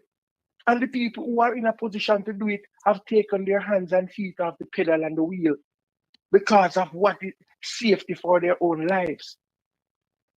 You know what I'm saying? So we don't have that kind of leadership there from nowhere. Nobody we have a spineless society growing up. Nobody not willing to stand up. If Nani and Paul Bogle and all of the years back in the day did do what we do. Would have probably up on the plantation same way. Somebody have to jump out. True, true. And as far as I'm seeing, all who are jump out, and Mr. Rattigan, yourself, Louis and some Carlos, everybody else on this side are jump out with muscle. And you want to tell me, say, nobody else in Jamaica can assist you that are going to stand up and do the right thing? True. Our next call coming in, my friend. Thanks for calling in. Keep up yourself, Sir Jeffrey. Cool. Oh, Lord, the person hang up. The number to call is 954-529-8030. I see a call coming in from a friend of mine and he hung up. He can call back. 954-529-8030. This is the Mek Wi Talk program. Wherever listening, watching from around the world on the Eastern Caribbean. It's 954. Here we go. Good afternoon. Good morning, my good friend. How are you doing? Welcome to the program. Thanks. Good morning. I'm here listening to the program. Good morning. Good morning. Yes. And the question about where the money go? Where the money is going? Where the money went? Or something like that. Well, Jamaicans must understand that both sides, both PNP and GLP, are equally guilty when it comes to missing money. Why? I can give you one example. As long as this campaign is going on or continues, you will hear GLP talking about PP corruption. You will hear PNP listen to GLP, but I bet you'll never hear no side talk about this scandal at JUTC. Why? Because both sides are guilty. What scandal at JUTC you're talking about? The scandal that affect both sides. When they hire, when the job requires persons with degree, and they put in persons with high school diploma. I saw in Parliament 2 months ago, where Minister in the government, Minister of Transport, Darrell Vaz, he announced that 80% of the bus fares collected by JUTC is missing. When he said that, Mr. Gordon was in Parliament and he said absolutely nothing about that. How can you have a national entity where 80% of the fares collected can be accounted for? An opposition leader says nothing about that statement. So what you want him to say? What did you want him to say? The opposition leader is opposition leader. But you have the hold on, sir. Hold on, sir. You have the opposition spokesperson and transport. Did he say anything? Yes. But why? How you mean why? No, why this so quiet and that scandal? They talk about illicit aid, yes, everything. The PNP talk about the GLP scandals. Equally, the GLP talk about the PNP scandal, but both parties skillfully avoid JUTC, and that is why. Both sides, why? Because JUTC is a milking cow for the two political parties, sir. Because the scandal affect both sides. Yes. That's my point. And people must realize that claim are the same. You can't say that to some people and hearing us because they believe that Jeffrey shut him out. No, ask the people why both PNP and GLP skillfully avoid talking about the JUTC scandal. Why? A lot of people, hold on for me, sir. Hold on for me, both sir. sides are guilty. Hold on for me, sir. A lot of people do not know the in and out of JUTC, you know, like how you and I will know. No, I'm not saying personal. Hold on. No, listen. No, what I'm saying. I said both PNP and JLP skillfully avoid. Yes, and I'm answering your question. You said I must ask the people, and I'm saying to you, some of the people don't understand what is going on in JUTC either. Yes. They don't know what is going on in JUTC. You and I know what is going on in there. From the boat, when PNP is inside there, PNP use it to put in people who are in the election. So is the JLP. Right. A lot of Jamaicans don't understand what's going on. So that's why the both sides skillfully avoid mentioning in that scandal, because it affects both of them. But let me ask you a question. How often do you watch the Parliament of Jamaica? Very often. But did you know that Michael Phillips did address the situation about the corruption in the JUTC? No, it didn't touch on the specific bus fare issue. It didn't touch on part. No, but hold on. Did you know? I watched him. Yes, but did you know at one point he did speak about that? Now, it speaks about the new buses and the but part. I'm saying to you, sir. No. Listen, not. I said it spoke about the fact that the JUTC is the second worst bus company in the world. I heard him. But he made no mention of the missing bus here. That is specific. No mention. Nothing. The PNP made no mention of the missing bus here. What is your views of the fares gone missing? Okay, so what is your views on the Hold on there for me.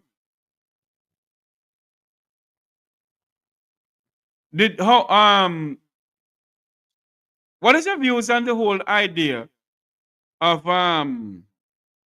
Everett Warmington and Julia Cuthbert Flynn putting in the race card? I didn't catch that. I didn't catch that part. I didn't catch that. What about? I didn't get that part. What I'm saying to you. No, I never heard. I never heard what they said. I never heard the statement. I never heard it. Oh, okay. No, I didn't know that's what's happening. But some people will argue that the JUTC saga, when a driver steals the money from JUTC coffers, that's not a PNP and JLP problem. That's a JUTC problem. They need to deal with it. No, it's a government entity. No, you're not getting the point what I'm trying to make, All right. Let me give a simple example. It is so easy for the PNP to jump on scandals affecting the JLP, like first and the illicit 8 or 6. That's not talking about the PNP all on their campaign. But I'm saying to you that the Minister of Transport can go to Parliament and confess that 80% of we heard you with that part already, caller. I'm not talking about the driver stealing, no. Not about driver taking. The money turned over to the company and the money went missing. He did not say driver took the money, he did not say that. So you're saying, hold on there. It did not say drivers. You're saying that the money is turned over to the hierarchy of the JUTC. To the company, yes. And the money gone missing. Yes. So hold on here now. If the money gone missing from JUTC, and I am the Minister of Transport, they're gonna fire some people, man, and lock up who feel lock up. It never happened. So hold on here now. If Daryl Vaz has done that, if Daryl Vaz came to the Parliament and said XQYZ about JUTC, he's a Minister of Transport. He must do something about it. The PNP can do nothing about it. But no, my point is, all they said that money went missing, and that's it. End of conversation. End. Nothing further happened. Nothing. But what can the PNP do about it? What can the People's National Party do about it? No. You're missing the point, I'm not missing the point, sir. Yes. What I'm saying to you is that the PNP talk about scandals, but they avoid this one. I wonder why. That's my point. And I'm saying to you, if there is money handed over to the hierarchy of the Jamaica Urban Transport Company, I am the Minister of Transport. Yes. I am the one to be blamed. The buck stop with me. And he did nothing. So hold on. So what can the PNP do about it? And the PNP made not even a statement about it.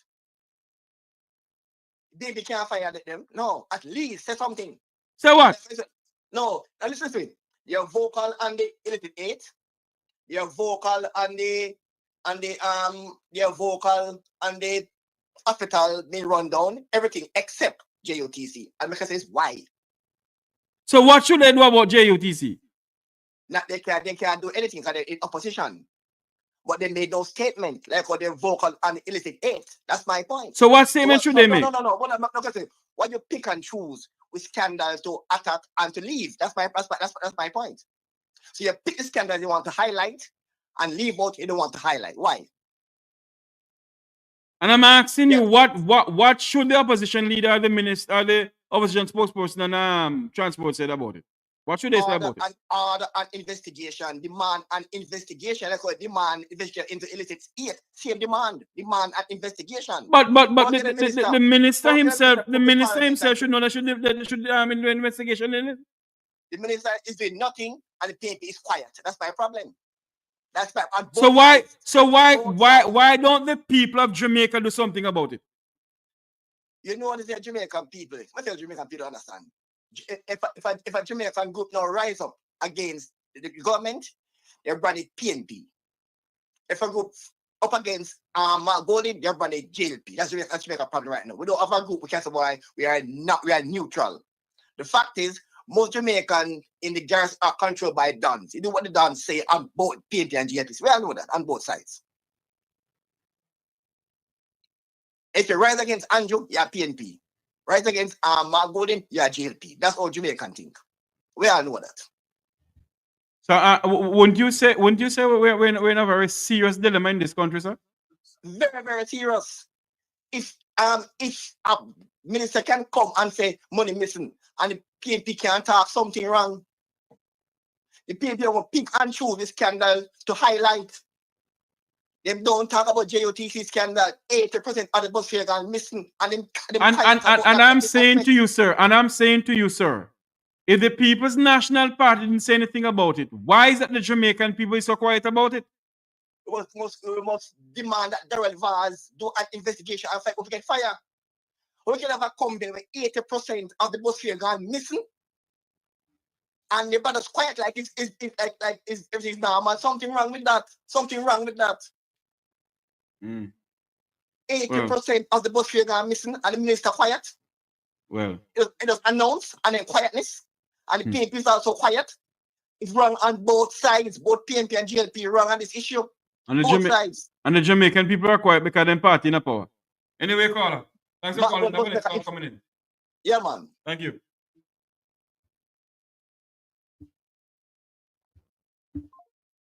Let me get back this person who was calling us. You know,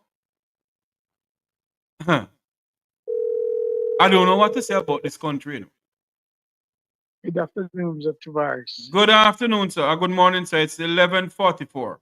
Okay, good morning. Yeah, you have an ET debate there, sir. Yes. Yes. That gentleman don't understand. What gentleman? There's a money missing. The minister would order Mocha to an investigation like what they do in the art trust. But what he's saying, sir, that the minister didn't do anything about it, sir. That's what he's saying. Well, I know. Oh, you know that, sir.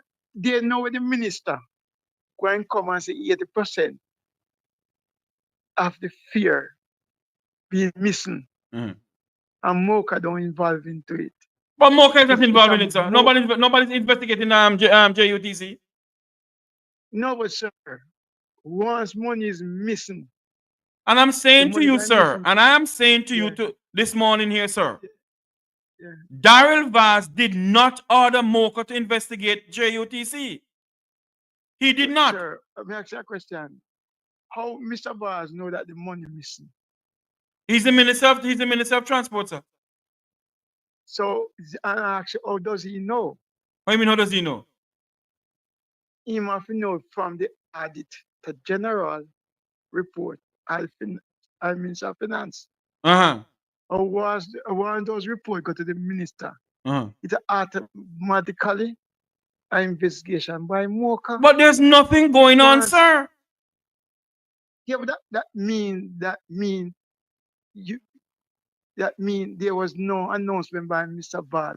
Yes, sir. He came to the Parliament of Jamaica, sir, and he said 87% of JUTC money is gone missing. He did. When was that take place? It was in the Parliament. He said it, sir. And Mocha don't involve in that, sir. Mocha involved when involved in it, sir. Ask you a question. When the auditor report came about the money missing from art trust,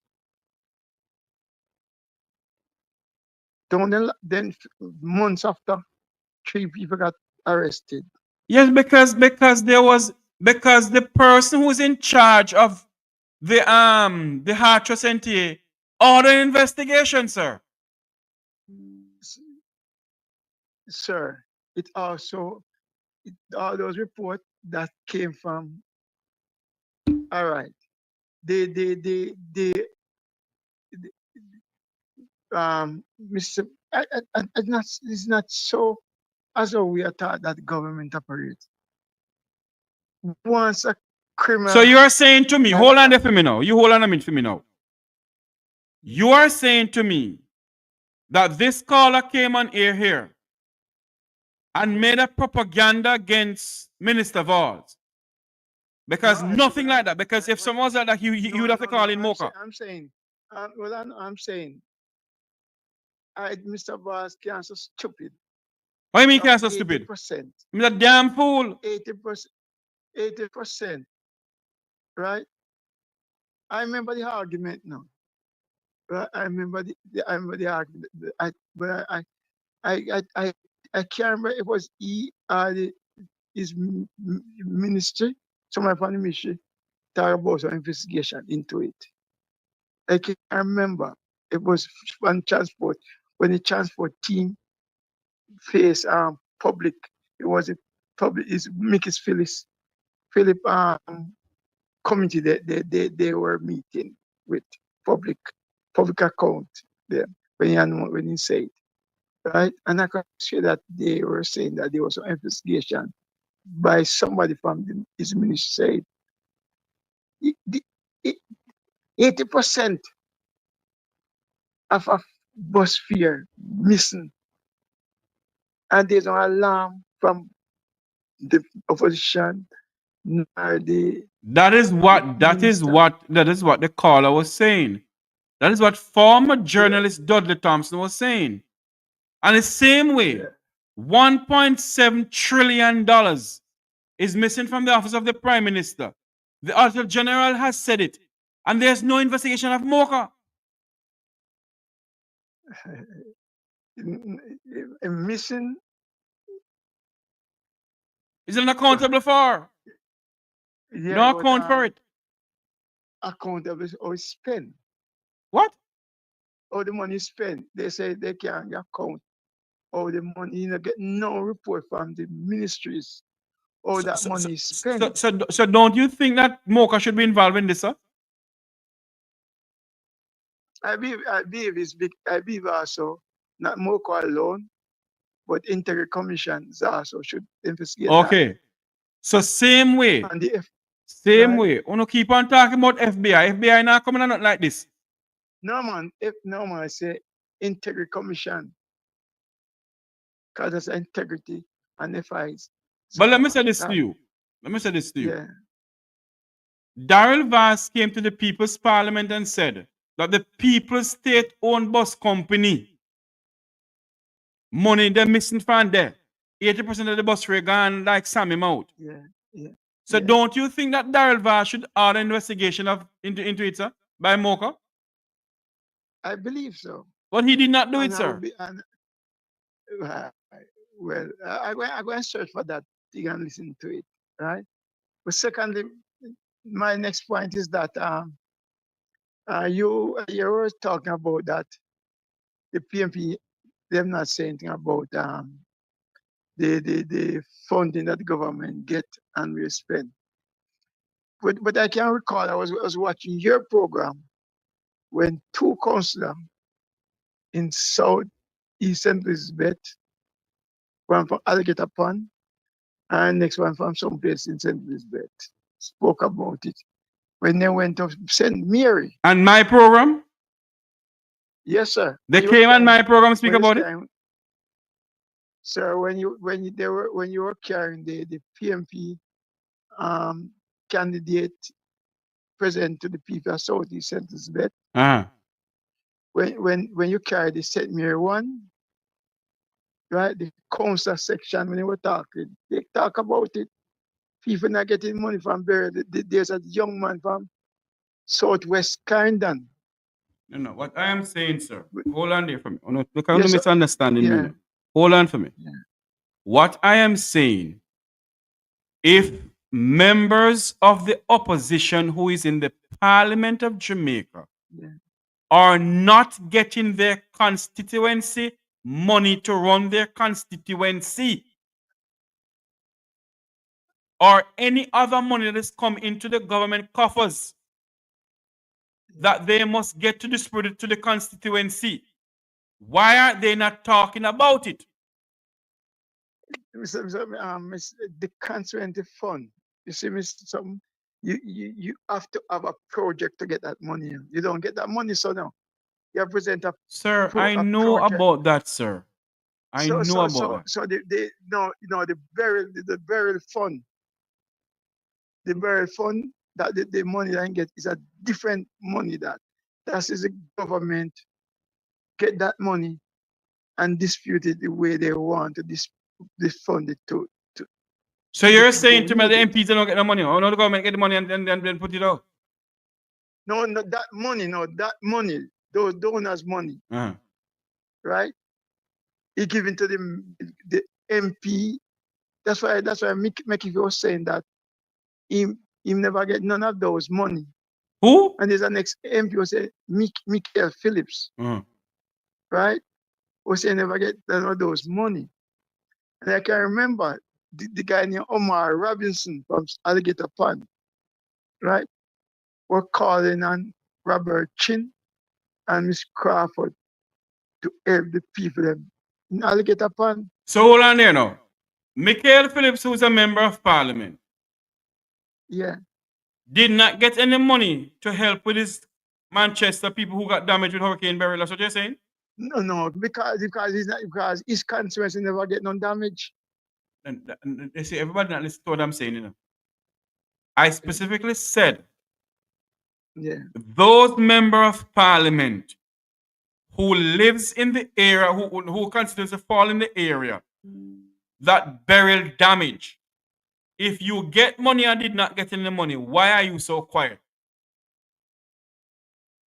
I'm telling you, you don't listen what I say. Right. Robert Chin is South Manchester, who is the MP for South Manchester, and close to South Manchester, part of it is Miss Crawford, right? So Clarendon, Mr. Cousin, was on the several programs. Talk about the fund for. Well, excuse me, so I'm not finish, sir. No, but you don't listen to what I said a while ago. I'm telling the MP them that should get the money, sir. I'm telling the MPs them that should get the money. I call Tory, then I go and I call the PMP for Southwest Clarendon, and then the South East Clarendon. Those are the MPs should get the money. And I know the councillors in those divisions were calling on the MP to help the people them. Nickelsfield never damaged by Beryl, so you not ask.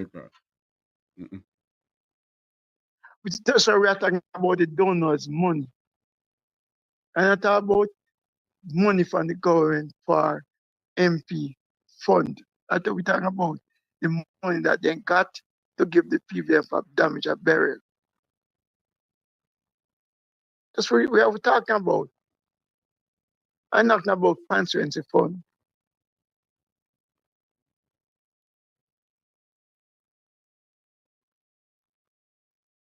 Hello? Yeah, I'm listening to you, sir.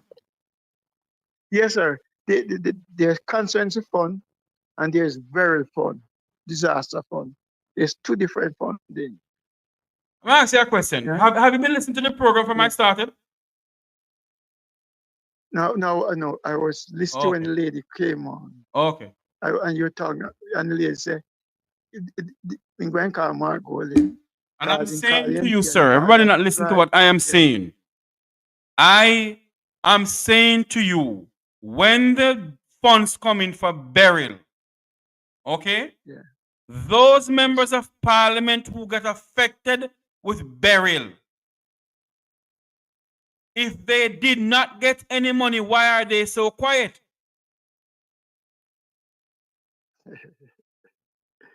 As I was telling you, sir, even on your program with them have the candidate meeting them live. The MP them who supposed to get money and don't get kicked was talking on it. The council was talking about it. Yes, sir. Talking one day. That's it. If you know you don't get any money to help your people, you think that only one chatting for one political platform gonna help? I agree with you, sir. It's different than say they don't say.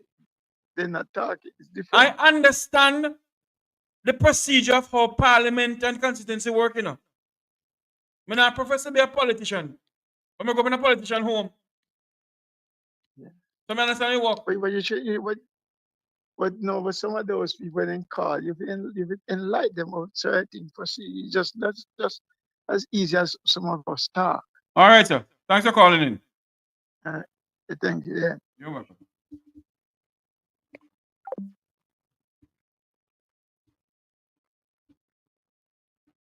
The number to call is 954-529-8030. Return a call.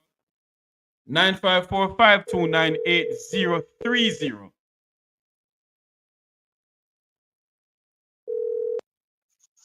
Good morning. Welcome to the Mek Wi Talk program. Miss Pierre live. Yeah,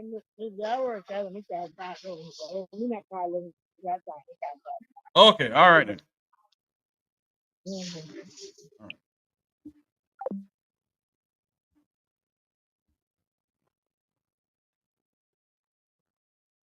The number to call is 954-529-8030. 954-529-8030. It's the number to call in the Mek Wi Talk program. Want to discuss anything? Want to discuss what's going on with Hurricane Beryl fund? Or you want to discuss any other issue that you're faced with?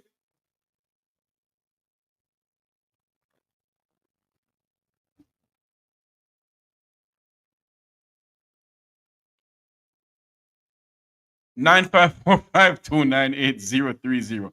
I want to figure out something here. Hold on for a minute. Let me figure out this here. The number to call is 954-529-8030. That's the number to call in the Mek Wi Talk program. The Prime Minister is at a function right now, a groundbreaking function. The man who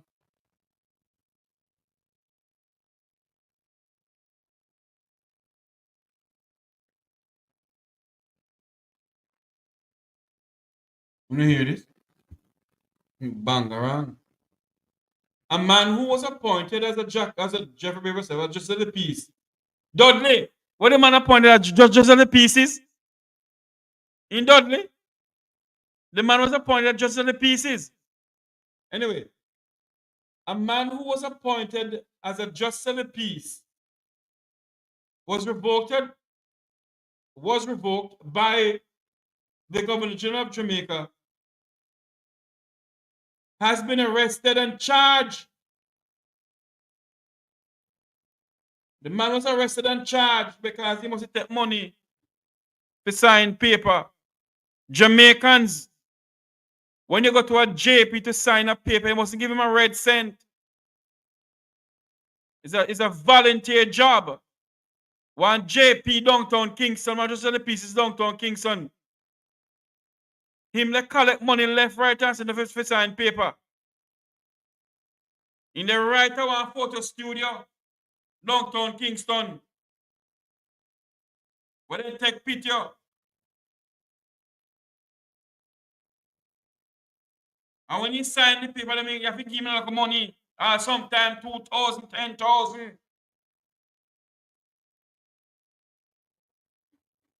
JPs are volunteer jobs.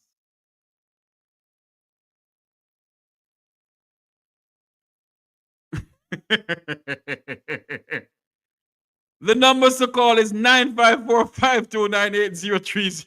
Sorry, 8030. Somebody said the car was getting under my nerve. 954-529-8030. Anyway, Anybody watch Monday night program with myself, Wilfred Radigan and Marie and Mr. Williams from the National Democratic Movement? I think Monday night program was an awesome program. I believe that Monday night program was an awesome program. And I think we all need to have programs like those more often. Join us next week, Monday, same time, for the Mek Wi Talk Current Affair program. For the Mek Wi Talk Current Affair program.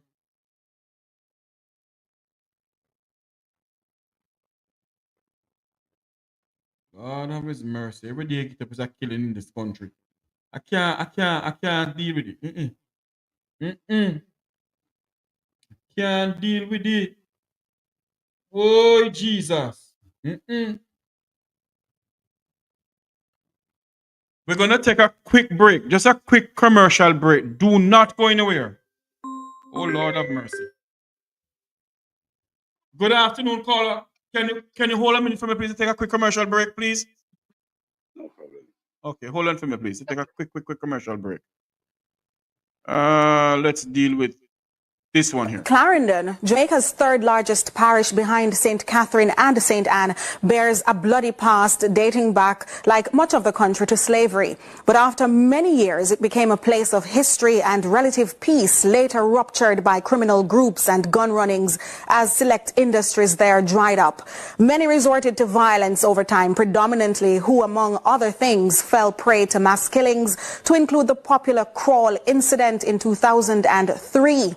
In that incident, police led by then SSP Renita Adams fatally wounded 4 youngsters during an operation in the area. While decades on and the history of the parish remains stained by crime and violence, even with recent reductions. And what might have been near impossible for some was not for the gangsters and crime influences there, who secured at least 5 mass murders in the last 4 consecutive years. By mass murders, we mean the international... Good afternoon, caller. Welcome to the program. You're live.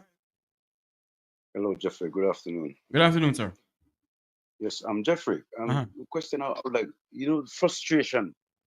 It's so frustrating the way we as Jamaican and the country is running. It's very stressful, Jeffrey, honestly. It is. God Almighty, man. God Almighty. It's like it's a burden on my head, on my shoulder, my feet. I can't move. I don't understand what's going on. Yes, hold on for me. I have one of my producers asking. When I answer the phone, I must ask, where are you calling from, sir? England. Oh, England. Okay, go ahead. Yes, sir. Why? To be honest with you, Jeffrey, it's my first time calling your program. Don't really want to talk much because believe me, I'm so heartbroken to see the way my country is running, and the fact that I've actually spent my life in Jamaica trying to set up a life so I can go back and be happy. And it's so worrying, so worrying. I don't know what to do. My brother, all we have to do for our beloved island, is to literally ask the almighty intervention in our country. Jesus Christ. Because when you sit outside and look within, or when you go to Jamaica and you see what is going on in our country, your heart grieves. When you read the news, so sometimes my good friends who work in journalists, who are journalists in Jamaica, will send me some breaking news, and sometimes I don't run them. Jesus. Sometimes when they send it to me, I said, okay, I can't deal with this. And people will send it to me, I say, I see it already. And they'll ask, Jeffrey, how you never do it? I can't do it. It's too much. It's too much. God Almighty, I cry. Jeffrey, my mom died last year. And my mom, she always tell me, say, listen, don't bring me back to Jamaica. And, I took it up on myself and I bring her back home. And God, good God Almighty, man. God, Jeffrey, I can't talk because I'm actually crying as we speak. I can't talk to you right now. I'm fed up with Jamaica, really fed up. And the people, them are so illiterate and dumb. It's like they come like we really go Spain and you see these road bull thing going on. They only see colors, and it's so wrong, so wrong. I can't deal with it no more. Jeffrey. You know, Jeffrey, Sorry, go on. You know something, Colin, I'll share something with you. I think I shared it one time on this platform. I don't normally talk about my personal life of such. Jesus. My wife is from St. Elizabeth. And my wife, mother, to show you how Jamaica justice system is. And don't believe because you have a name where people recognize your name because you're this and you're that. My wife's mother was brutally murdered. She was chopped to death in her own home. And when the Black River Police, me not stop talking about this, Jamaica's justice system is as stink and is as corrupt as Riverton Dump. Jesus. Now I want to apologize for what I'm saying. Jamaica's justice system is as stink and is as corrupt like Riverton Dump. My wife's mother was brutally murdered in her own home. And until this blessed day, how many years later, nothing, no one was charged for the murder of that good lady. You hear me? Yes, I'm listening. And when investigators were hired to investigate, investigators came back and told us, we don't go no further with this, it's too high. You hear? You hear? So when people believe that I come on here just to labber my mouth, think again. Think again. I am not a member of any political party. No PNP, no JLP, not giving me any justice in this country. No justice. No PNP, no JLP, not giving Donnelly Donaldson's mother any justice. No justice for her daughters who gone missing.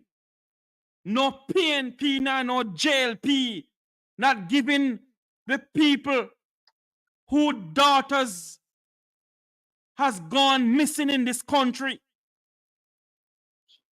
No PNP, no JLP, not give no justice for the mass shooting of innocent Jamaicans in this country.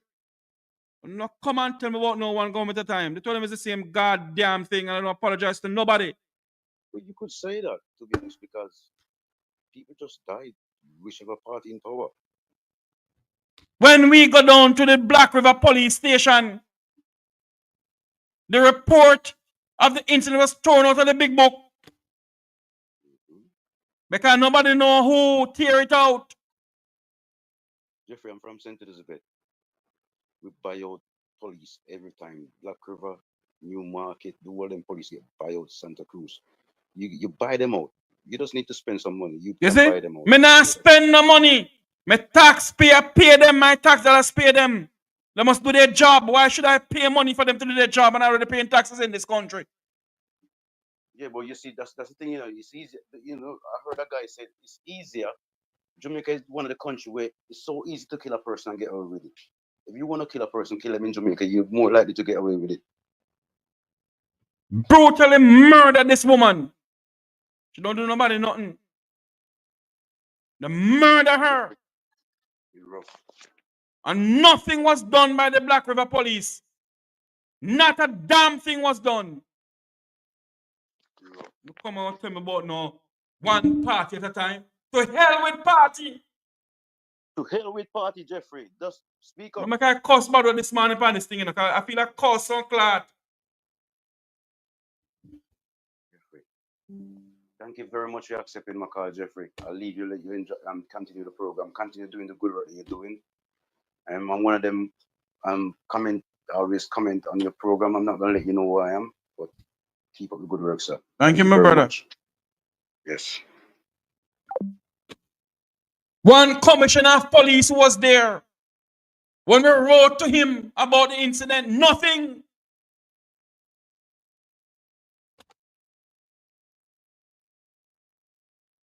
You can't tell me about no this and tell me about no that. How many Jamaicans in this country who are crying right now because the justice system in this country failed them?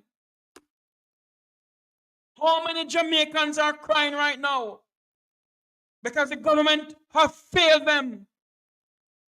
You can't tell me about no this and tell me about no that. Jamaica's justice system is as stink as Riverton dump.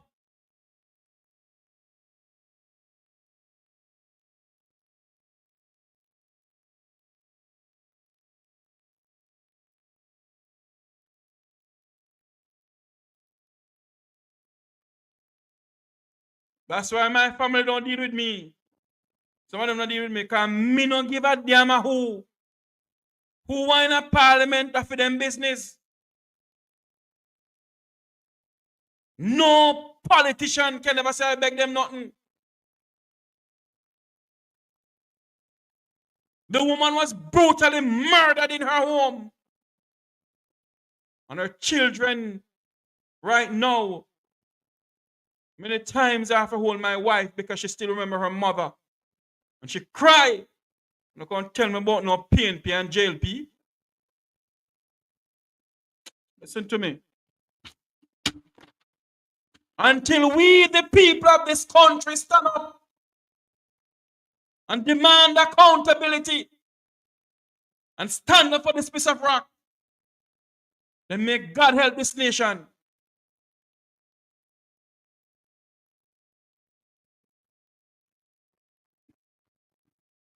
You can't tell me about no PNP and JLP.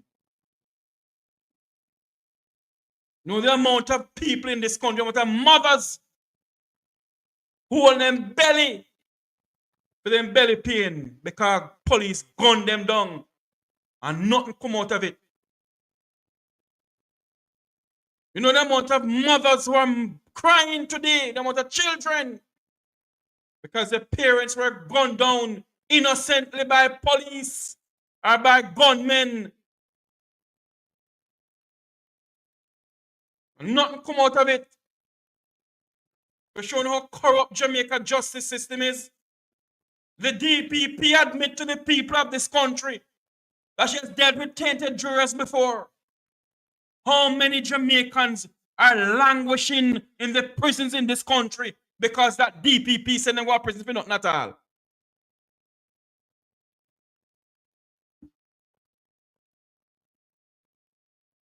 Come and talk on nonsense about them this and them that. There is no justice for poor people in this country. Even if you come from St. Andrew and Beverly Hills and Cherry Garden, you don't get no justice in this country. Brutally murdered in her home. And until now, the Black River Police, one of the Black River Inspector of Police get money.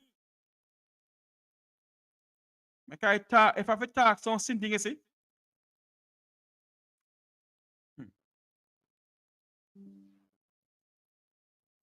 The Jamaica Constabulary Force, not all of them, because there's some good one in there, is as corrupt and as stink as Riverton dump.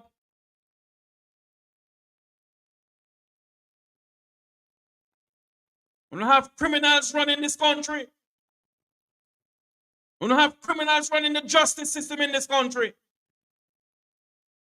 We don't have criminals running the parliament of this country. Some of them.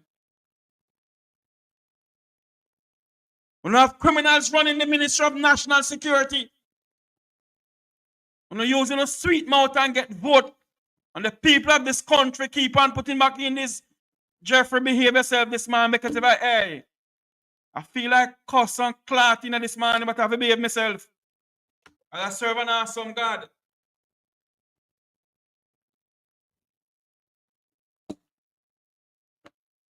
Brutally murdered in her own home. And until now, her family hasn't gotten justice for their mother, who was brutally murdered in her own home. But I said to the people them who do it, you know, we serve an awesome God.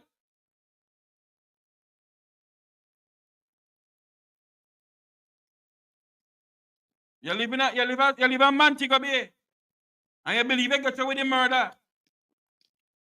You live in a Montego Bay and believe you get away with the murder.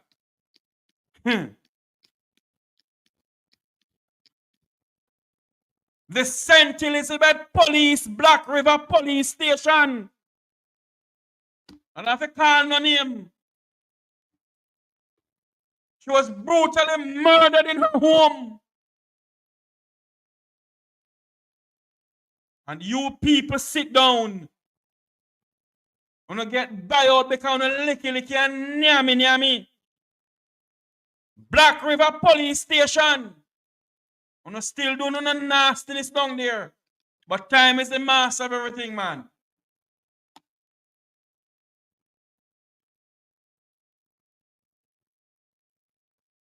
Time is the master of everything.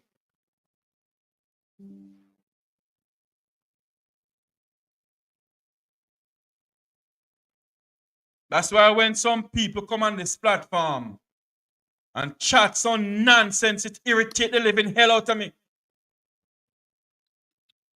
Because until certain things reach on the doorstep, you don't know what people go through.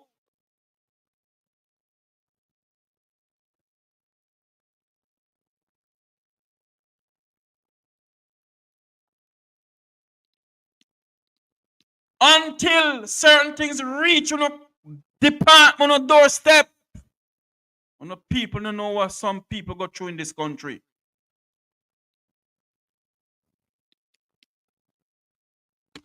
Why should the United States Department do an investigation when Jamaicans are paying the lawyers and judges in this country and the policemen to do their job? But because of licky and nyami, I wish to God Scotland Yard step in for the murder of that woman, that young man murdered in Westmoreland yesterday.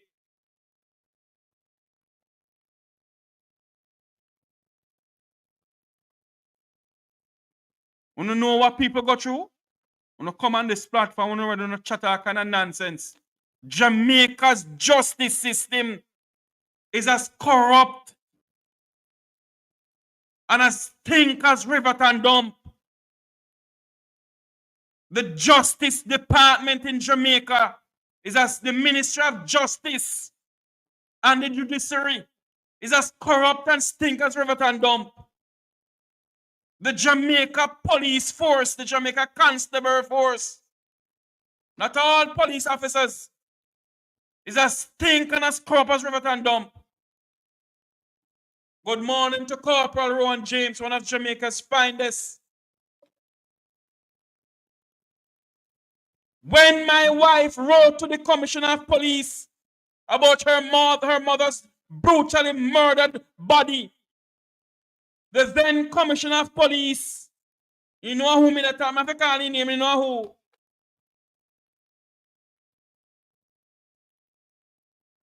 Want to make politicians bring around. He did nothing. Nothing was done. Want I show up some answers in this country, you know?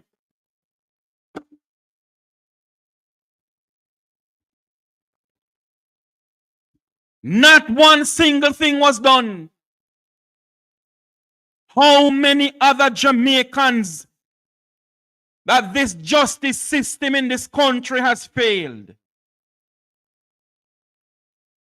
How many? How many other Jamaicans? Jamaica's justice system continue to fail. And Delroy Chuck want to bring back a DPP who has dealt with tainted jurors in this country. And the Jamaican people think idly by and says nothing about it. This DPP and what they do to people who hands and gloves them is to give them work. Owen Ellington, make I call Owen Ellington. Owen Ellington, former commissioner of police. Almighty God not sleeping. Owen Ellington, former commissioner of police. God Almighty not sleeping. Woe be unto you people.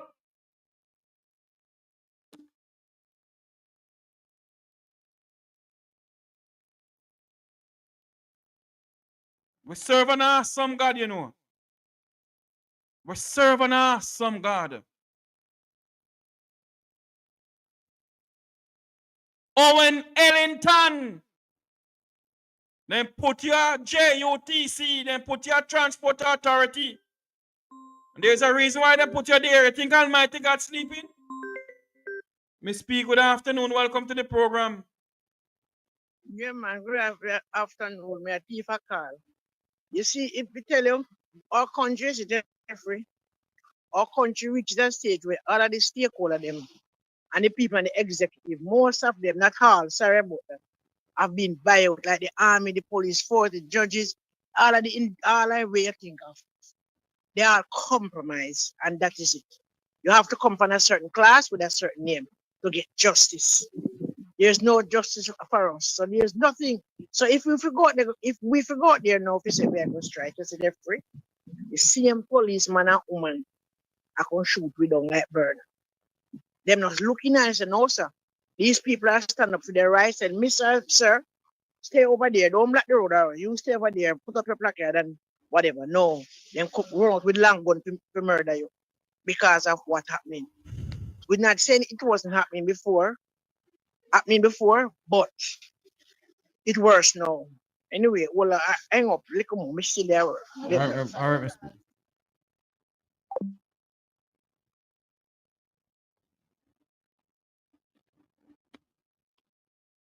Nobody knows the trouble I know. Nobody knows but Jesus. Sometimes I'm up and sometimes I'm down. Nobody knows but Jesus. Aye, Jeffrey, hold back the tears, boy. Hold back the tears.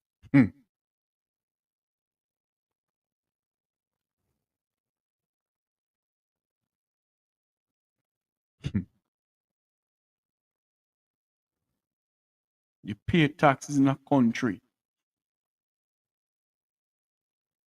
and you can't get justice when things happen.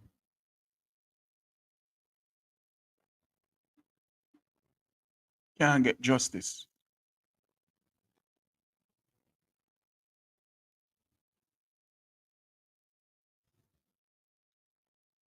And all they can hear is me this and me that. When will we hear our people talk and say we are Jamaicans or Jamaica come first?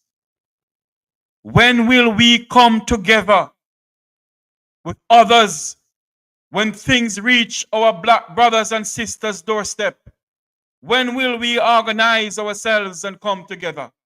But no, we can't do it or we can't hear. You're dirty this and you're dirty that.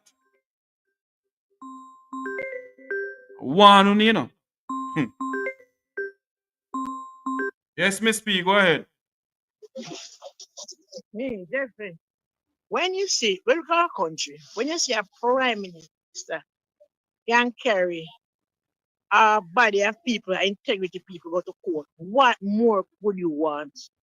This is the lowest of the lowest. You make the rule. You sign off on it and say it stand for everybody, whether opposition or president who not coming. And you have the guts, the nerve, the spine to take the Integrity Commission to court to struck out a part of it to say illicit enrichment because it's tap at your foot. Or what more does the Jamaican people would want to see? What can go like that? This has never happened in our country. in all our country coming up. And you as the sitting prime minister, take the IC to court. Jeffrey, this is war. People believe that when you say war, it means gonna fire and drink. This is war. The legislative and the executive is at war. So this is war, right? How low this prime minister can go. And then go in a parliament and try to change the constitution by themselves without the opposition and disrespecting people over and over and over and over until like if there's nothing these people can say you can believe it. All when you see it, you say, what if me really I see good? You can't believe them, they lie. That not say everybody not tell lie, and any other party never lie to But this are more than lie, brother. These are more than wicked. There's no adjective to describe what people are going through. Imagine the Supreme Court harder other security officers to get paid. Up till now, nothing like that negative. What more? Anyway, later again, bite and blow. All right, Miss B.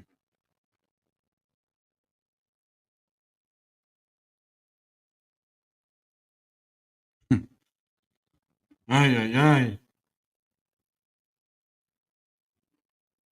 You must sit and get no friends them. No friends and cronies put on a position.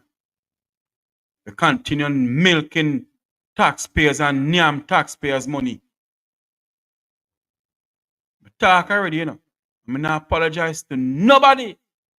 God, me say before someone no dead, no shall nyam no shit.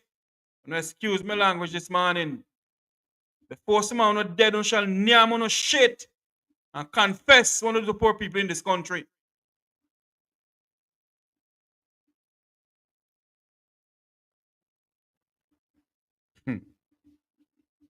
Black River Police Station.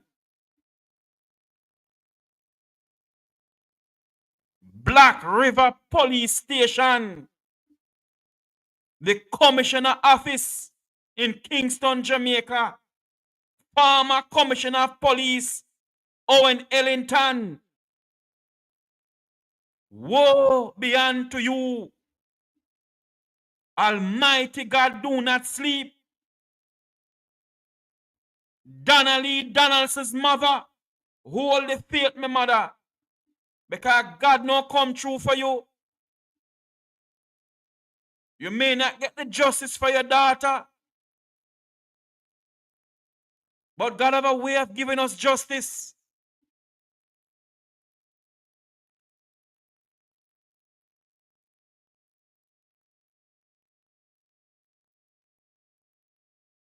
Murdered.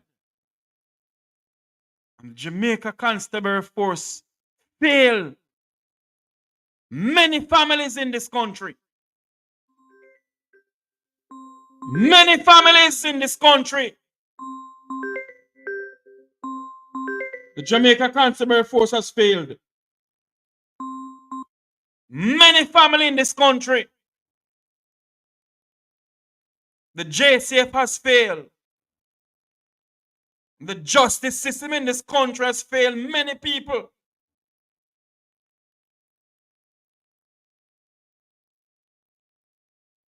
So when I come on this platform and I speak the way I speak sometimes, it's because I know what is it. I have been through it.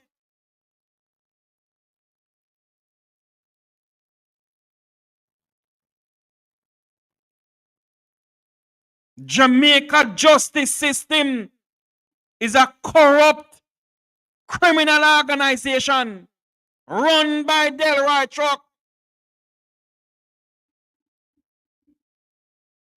Jamaica Constabulary Force is a corrupt organization run by Dr. Harris Chan.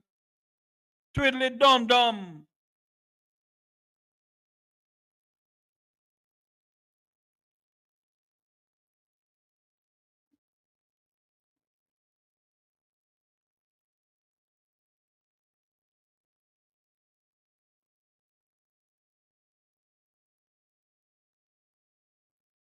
And him running down that he want Paula to come back in as DPP.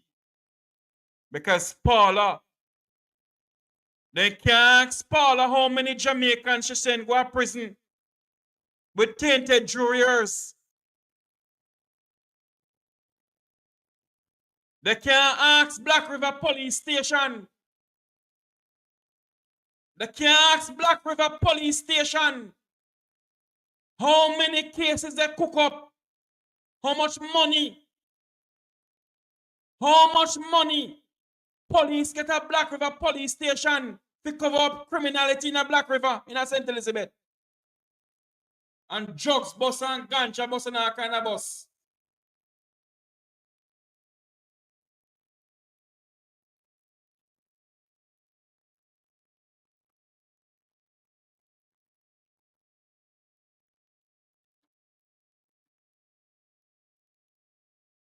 The one thing I can tell you now,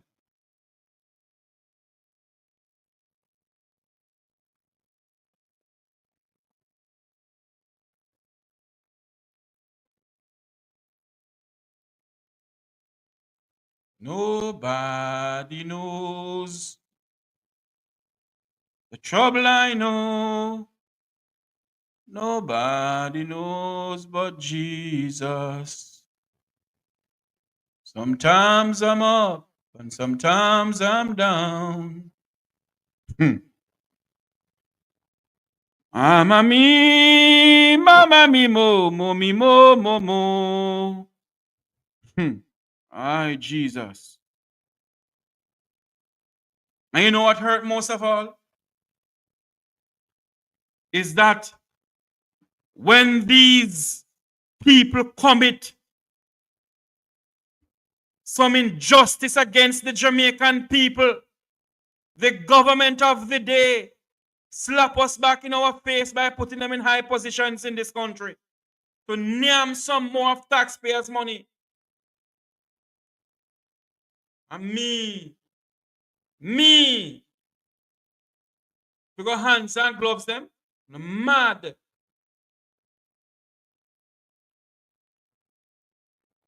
I'm mad. I not apologize to no one. The world must know that Jamaica is run by a criminal organization. The world must know that the land of wood and water is run by some criminal gangs worse than one other and clansman.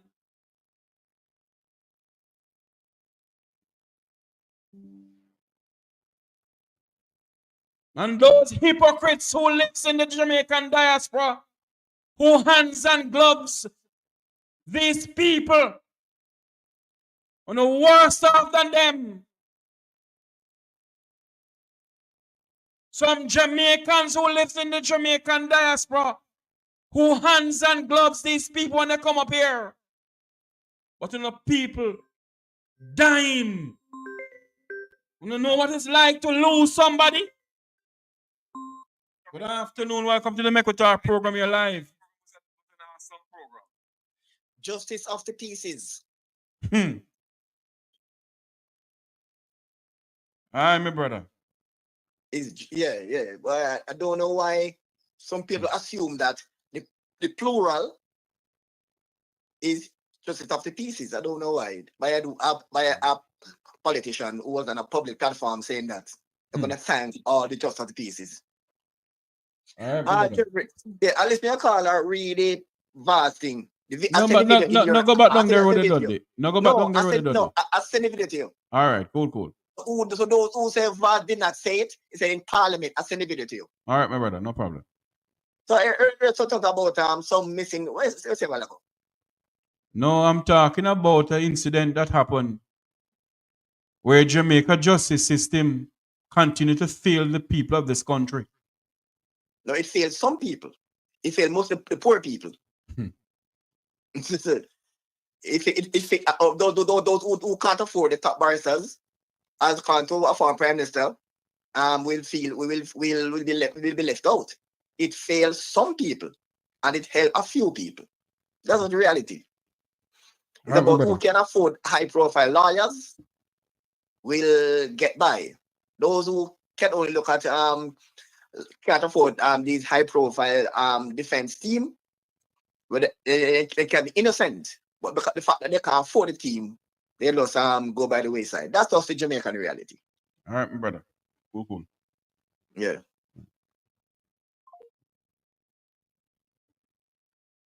When the family raised nearly $1 million something, I think it was $1.2 million to give to Crime Stop to find out who killed my mother-in-law.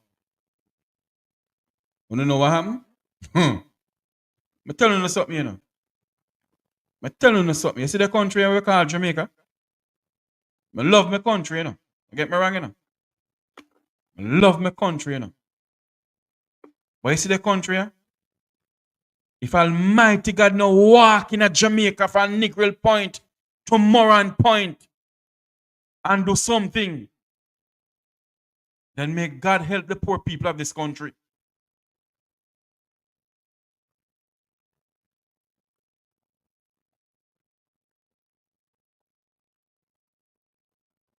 Crime stop.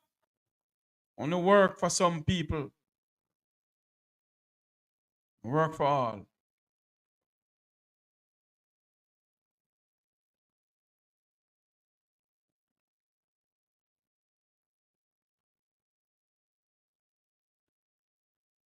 Woman who has served her St. Elizabeth people good.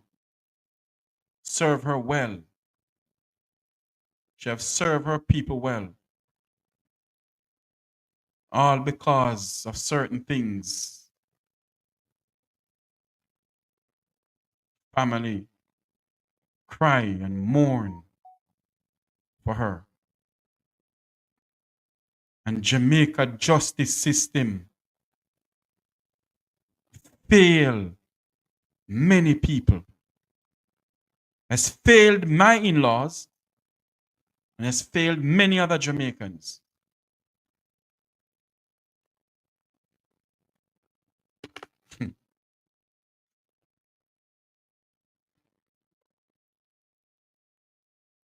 And I must get up every day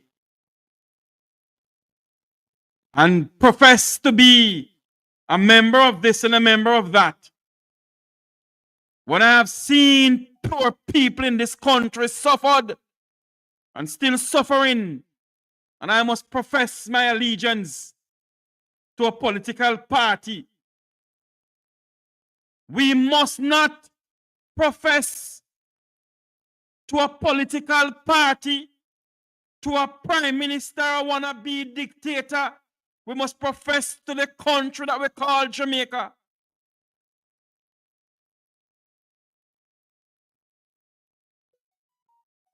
We must not profess to a corrupt justice system. We must not profess to a corrupt Jamaica Constabulary Force and a corrupt government. How can we profess to be a part of a corrupt organization, a corrupt criminal system? How can we profess to be a part of a corrupt system when our black brothers and sisters is dying, is being gunned down like blackbird in this country?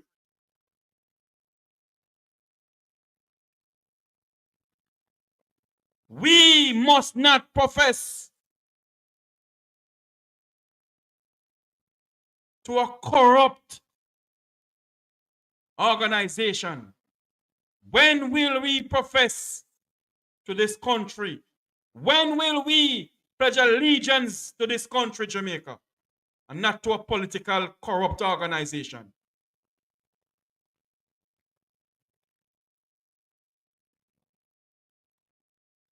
When?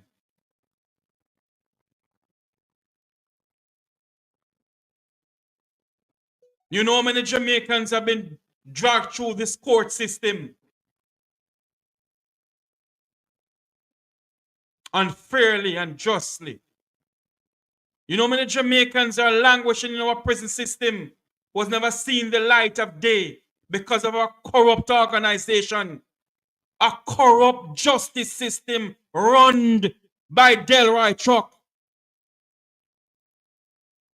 a corrupt minister or Minister of National Security run by Harris Chan.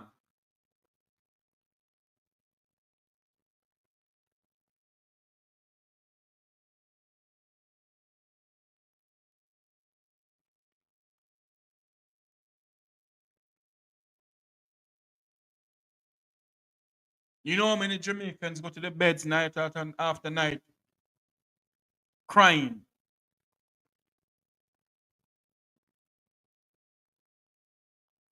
because their loved ones has been brutally murdered and there is no justice for them because the corruption stem from Negril Point to Moran Point.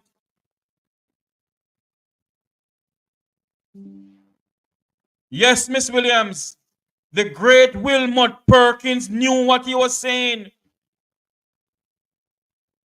The great and late Wilmot Mutty Perkins know what he was saying. We're not talking about JUTC now, Dudley. We have a right to put it up, but we're not talking about JUTC now, my brother. The late Wilmot Mutty Perkins knew what he was saying. The center cannot hold Miranaki upon the land. Jamaica is run by a corrupt criminal organization. When will we get justice for our loved ones in this country? When will Donnelly Donaldson, mother, get justice for her daughter?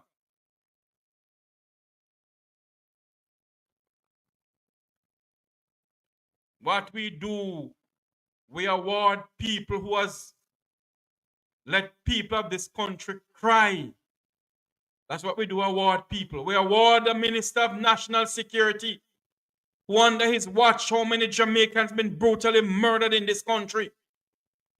What we do is award Owen Ellington with another job to name some more of taxpayers' money.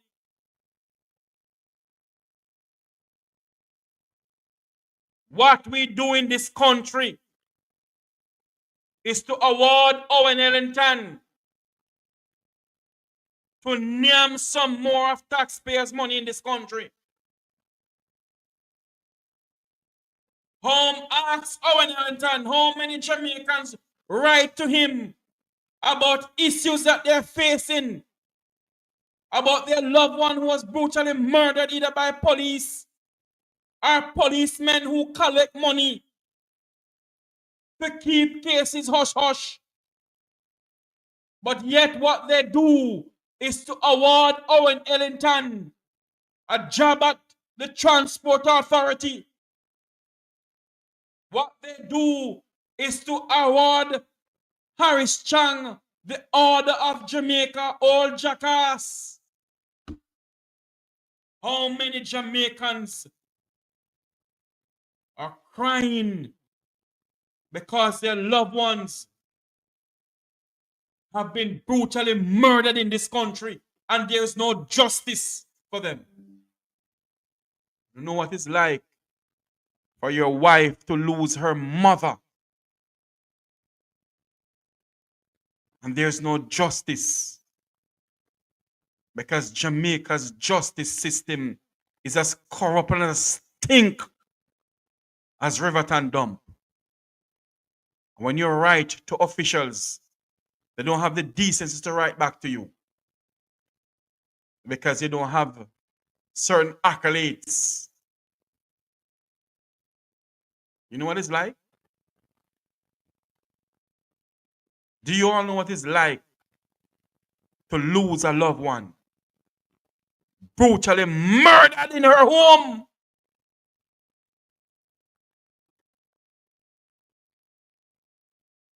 There's no closure for her. There's no closure for her sister, nor her brother, nor her grandchildren.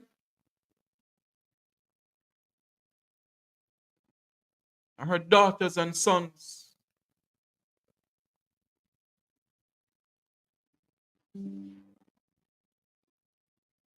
when these people come up here, all they can hear members, oh, take a picture with this one, take a picture with that one. Jamaica is run by a fab, criminals.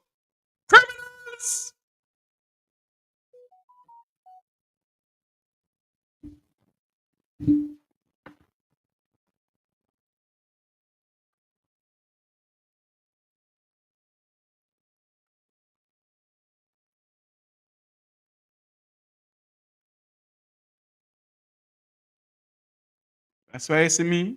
I'm telling you something, you know. I talk it every day on this platform, and me. Not beg nobody in a no position, nothing. Me pray to my God. But I will live to see those who has committed atrocities on the people of this country. God is going to let us live to see them. The people of Tivoli Garden in 2010 were gunned down by the state. The Jamaican government assassinated people on their own soil. The Jamaican government assassinated Keith Clark. The Jamaican government assassinated people in Tivoli Garden and bring them in mass graves. I'm not saying that there wasn't any bad people among what was going on in Tivoli Garden.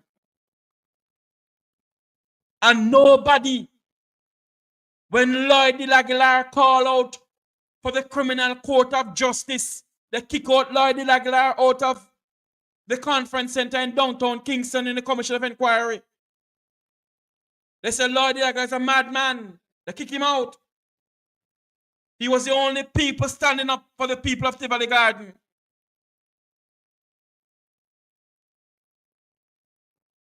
The only man standing for the people of Tivoli Garden. This is the country that they talk about live, work, and raise family, run by a criminal organization.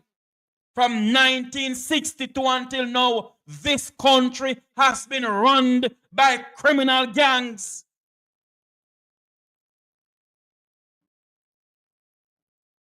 From 1962 until now, the people of this country will never get justice in Jamaica's justice system because of corruption run by criminals.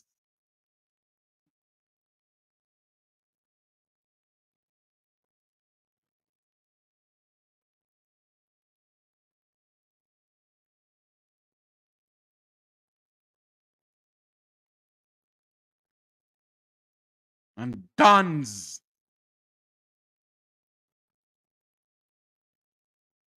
Edward Siaga said, I'm the only Dan in this party, all the others are Donovans. He's the one who created Danmanism in this country.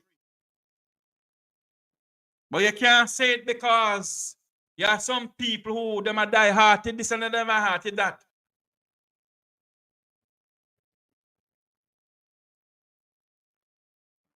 When you have a justice system that will never give the people of this country the true justice that they deserved.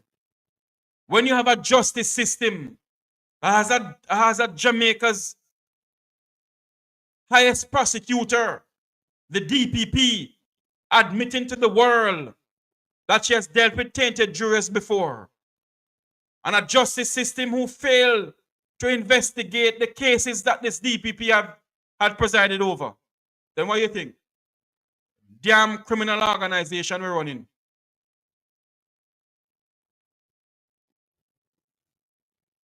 When you have a justice minister who don't see it fit to investigate the cases that the DPP has presided over, she admitted to the people of this country and the Caribbean and the world and members of the Jamaican diaspora that she has dealt with tainted jurors before.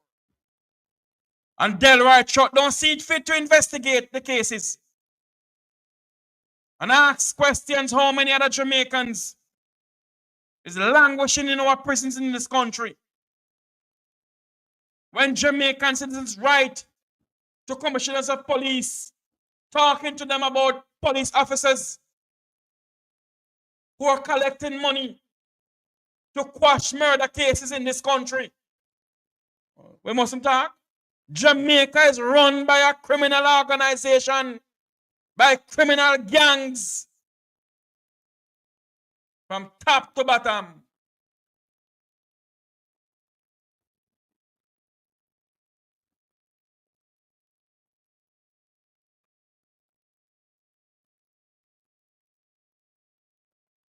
No one knows how some people feel when they go to the bed at night and they can't call their loved one and say, hey, mom, how you doing? Or mom, pray for me. Or mama coming home because I miss your cooking. I miss your baking. Or mom, have a little chit chat with your mother. Nobody knows how it feels. Okay, you've never been there. You never feel it. You're not the one who get the call to say your mother is murdered in her own home. You never get the call. You'll come and you'll chat sort of nonsense. This is the country that they talk about. I'm not saying other countries don't have these same dilemmas, but at least some people will get justice. At least cases don't go cold.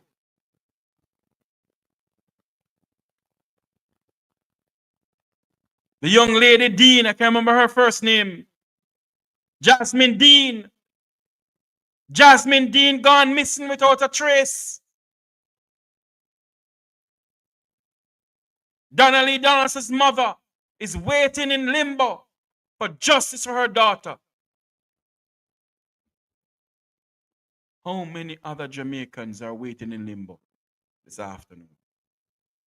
Came on this program this afternoon or this morning to speak about to Beryl money for the people of St. Elizabeth and the people of Manchester and the people of Clarendon. But God knows what he's doing. Sometimes he leads us in some places we never expect to go in. But I am telling you this afternoon,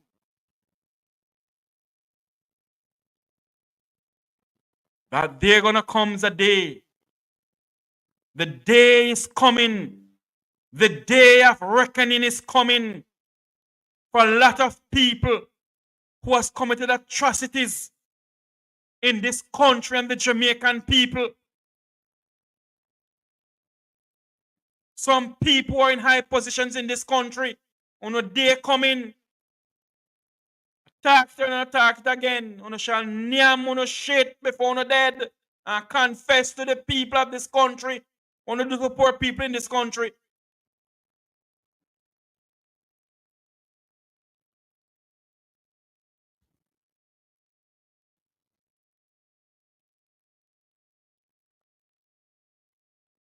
Then go to India and they sign deals in India. Then go to Israel and sign deals in Israel. And those who own dead parlor, how do they call it? Mags. We no continue on no mags. We know so many Jamaicans being gunned down in this country.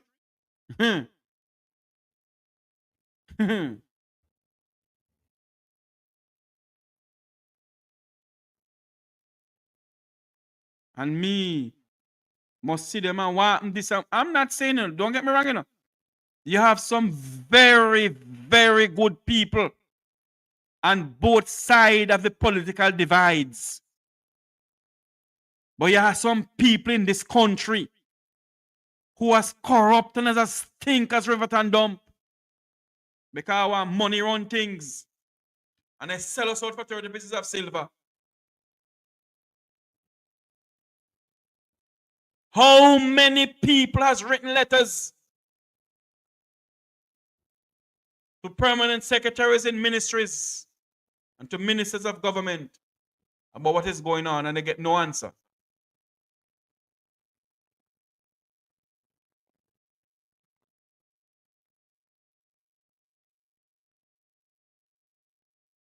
You can't take up your phone and you can't call your mother and say to her, "Mommy, Merry Christmas, I'm coming down for Christmas," or you can come up.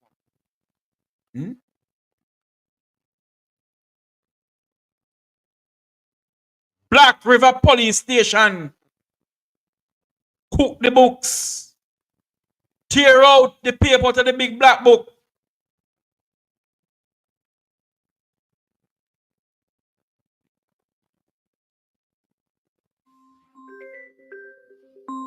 There's a set of wicked in this country. Good afternoon, you're live on air, my brother. I am on air? Oh my God, I hope I could have spoke to you privately. Anyway, Let me soon finish, so you can call me back. Seeing that you're on here, what you discussing?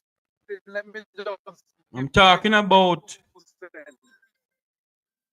I am talking about Jamaica's justice system. Oh, actually, I was talking about the money that was sent down for the people of St. Elizabeth for burial. And this conversation segue into justice. And I was telling the people on the platform that Jamaica justice system has failed my family, has failed my wife and her family.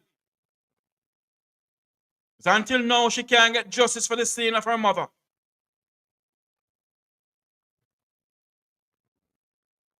Hello? Wow, that is sad, Jeffrey.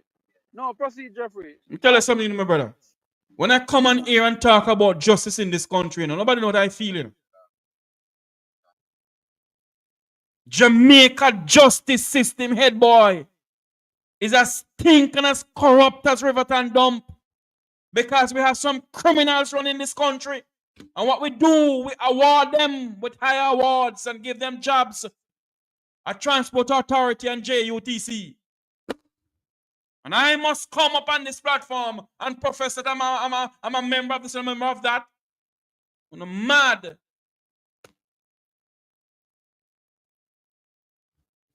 You know how many Jamaicans that call me and tell me they can't get justice for this? And justice for that? Wow. Wow. This country that we call Jamaica is run by a criminal organization worse than One Order and Klansman. Because what they do, you know, One Order, we kill them, we go publicly and whatever. But they do it privately.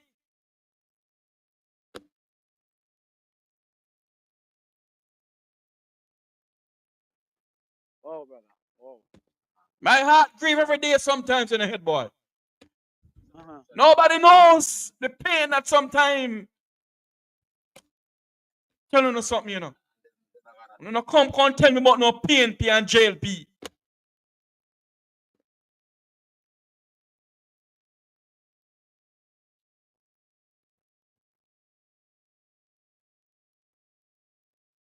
When I ask Delroy Chuck what he's doing with Paula Lulwin,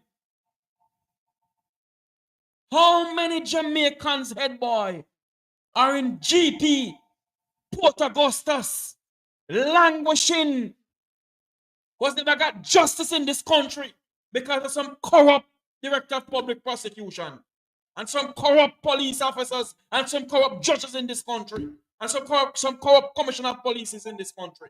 How many?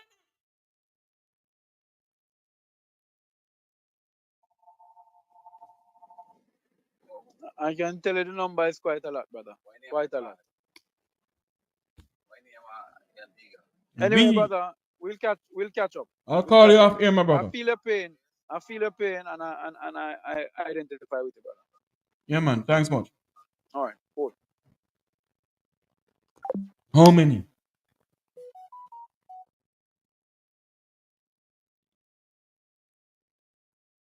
How many individuals in this country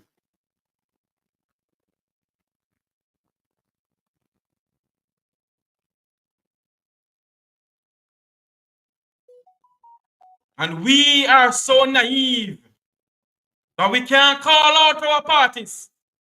None of them is better.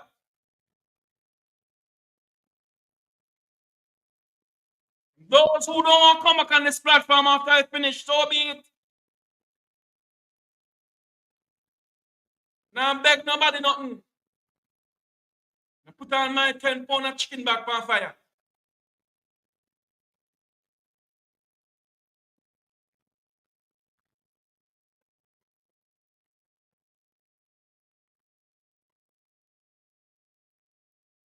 Nobody knows how Donnelly Donaldson's mother feel right now. To know her daughter has been gone without a trace. And Jamaica justice system, led by Delroy Chuck and others, both past and present, what have you done for the people of this country?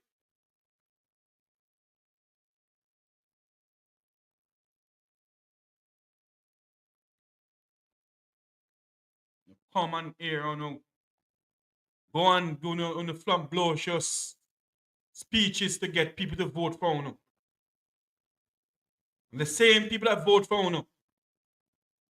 Anything happen, do they get justice? You can't get justice.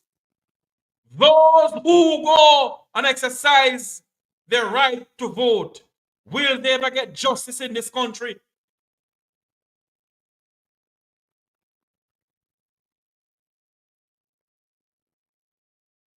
Will Jasmine Dean and others will never get justice in this country?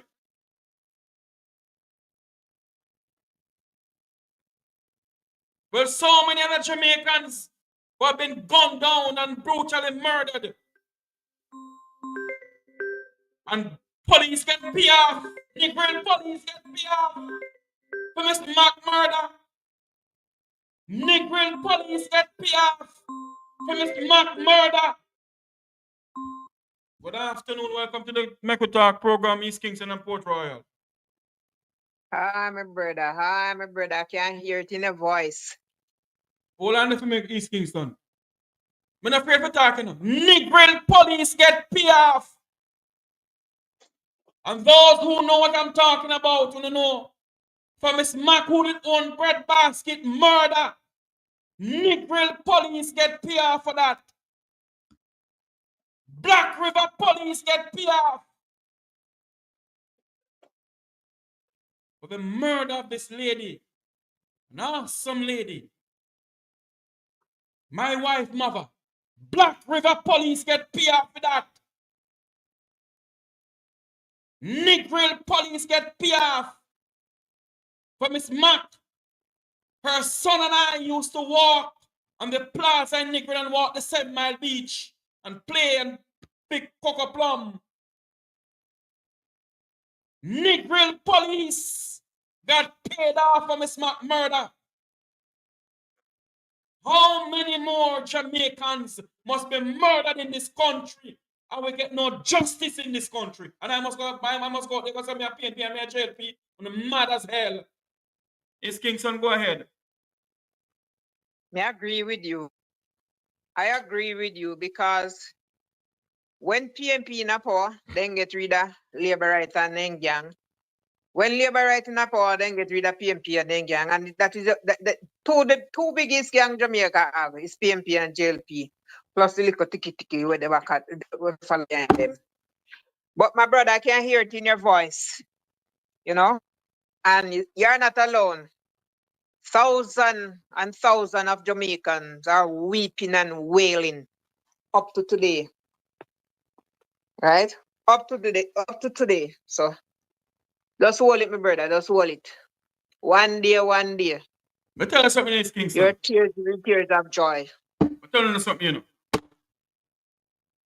You see, when I started looking at political parties in this country, is when I was doing debating in school. All right? And I used to listen to Michael Manley. I used to love to listen to him. He just this, you know. And when I realized what was going on in this country, it's in the 1990s. I see some things happen that I you know, and I start saying, no, man. You better me serve my God. Put my God first before in the political party and put this country first. I have seen Jamaicans gone down like blackbirds in this country. And nothing come out of it. Here. Not you alone. Not you alone. I have seen Jamaicans, young Jamaicans murdered in this country by the Jamaica Constabulary Force and criminal organizations in this country. And not a damn thing come out of it. And it is going on up to today. Thank you. And we're here. Going on up to today. We are here killing up ourselves about political parties. No mad, me not doing it. So who no want to come back by ya? Come listen to me. So be it. Jamaica is run by criminal organizations from Negril Point to Moran Point. The Jamaica Constabulary Force is a criminal organization. Yep. A corrupt organization. Miss Mek was murdered in her hotel in Negril. And nothing come out of Miss Mek murder. But the God that we serve don't sleep. Negril police was bought out because of that.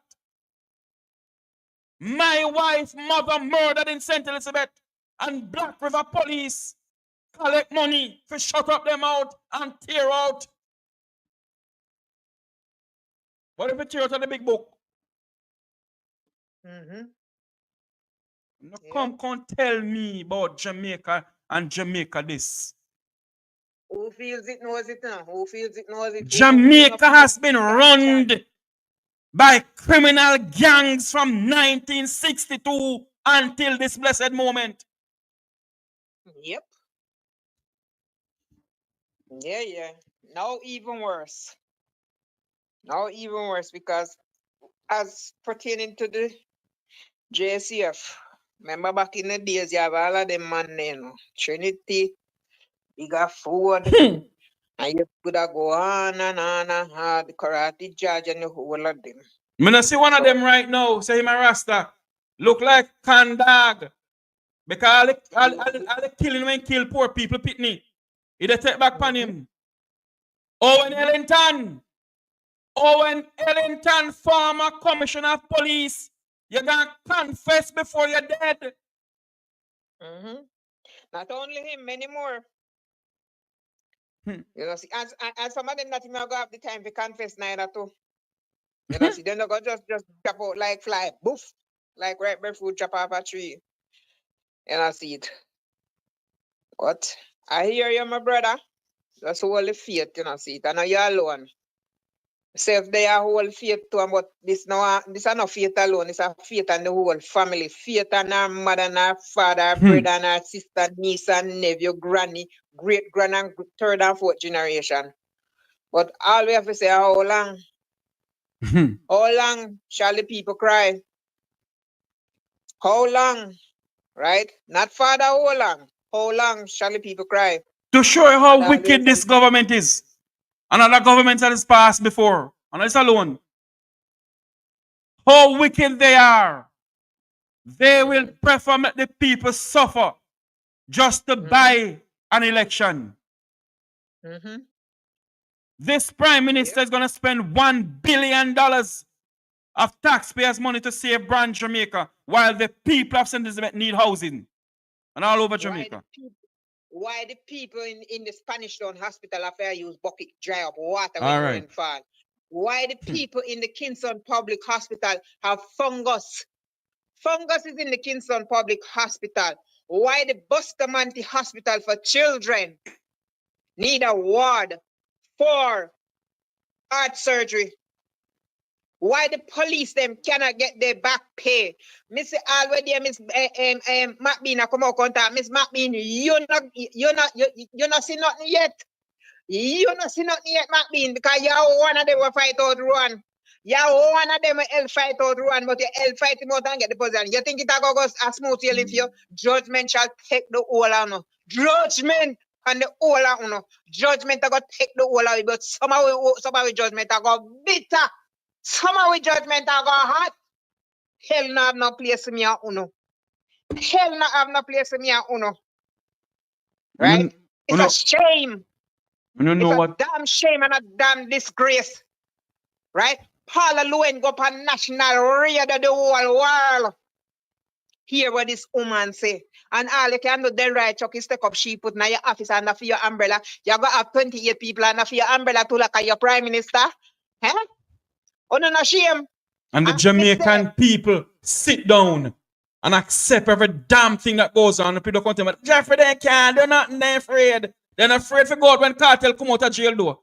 They're afraid to come out when election call do. Up and them want to shower later and come red. Huh? Because what? And when then done, then don't know where them are going to sleep.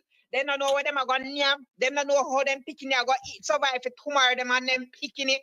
Then don't know how them are going to survive when they don't run up like a little later. Right? They don't know how they and their family is going to survive. But yes, still don't get up. People, black people, Marcus Garvey, so we're not going to know ourselves until we're back against the wall. On the back, not there yet. They ask no question. On the back is not against the wall yet. Well, my one day it a rub off. It a rub off. Me sick and tired. I am sick and tired of all what is going on. Corruption left, right, and back foot center. Eh? It just staring us in the face. Can anything go like that? What can go so? What can go so? And if a PMP come in tomorrow morning and them are going with food, then she'll surely get a whooping Syria or Come on, people. Come on, I don't believe. May I ask this question, East Kingston? You believe from 1962 until now, don't you think this country should be better off? The two political parties. We have been swapping black dog for monkey in this country. PNP, JLP, JLP, PNP. Swapping black dog. And the justice system in this country. Now get better? It should be better. It should be better. The president of Singapore not gonna call and those Singapore better than us. So why we can't be better? Because all these politicians do when them Morgan said, he telling people them say, do not trust the words of a politician. We don't want more than that a politician tell we, so why we can't hear? Why can't we hear? Why can't we read between the lines? Until we say, he say, not trust the word of a politician. We don't want clear on that. How is it? PMP and Jelly. PMP How and is Jelly. it? PMP and Jelly mean back foot. How is it that you can make a report at Black River Police Station of a murder of a lady? Huh? A murder of a good lady in a community. Not giving her a problem, she want her shop. And she helped poor people. And she was murdered. And when I go down there, it is reported and not all alleged. It happened. When I alleged a damn thing I happened. The report was torn out of the big book of Black River Police Station. Torn out of the book.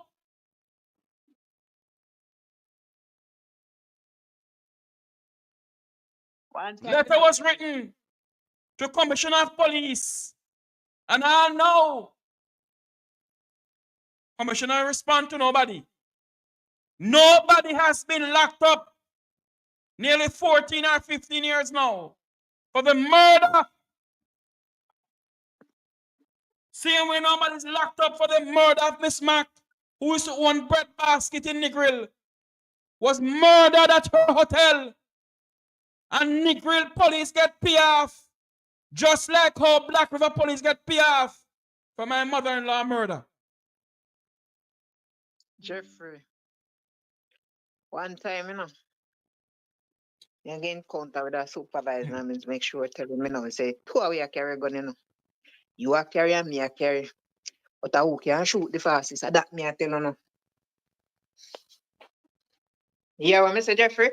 Me hear you. Okay. Okay. So, my brother, stay strong. And me figure hands and gloves. People. No. Nope. No, we not depend that. Me figure hands and gloves. No. Criminal organization. Who are making my people, my own family, cry night after night because they can't get justice. On a mad. Year after year. Year after year. All right, Jeffrey, me I go and listen. Hold it, brother, hold it. All right, my sister. One love. One love. Yeah.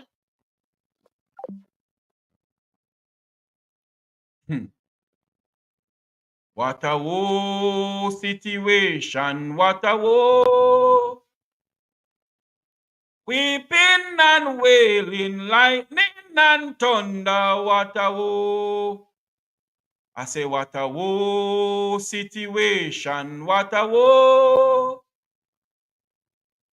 Weeping and wailing, lightning and thunder, what a woe. Somehow before no dead.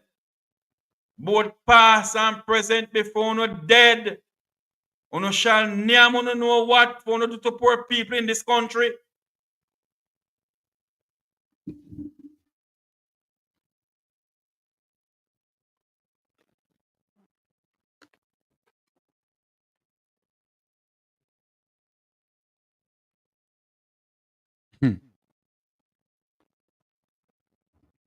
I get any more calls, so let me hang up. Let me start the program because I continue. Me not talk on something. Me talk this afternoon. If me continue upon the program, you see, I can talk on something. If not talk.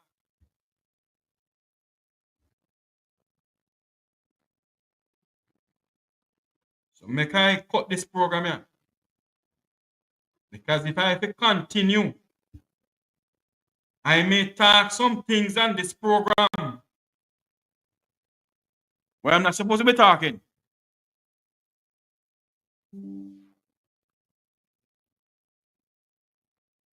You collect poor people money.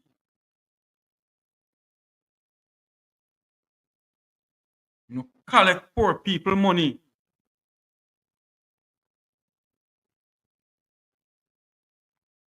When will we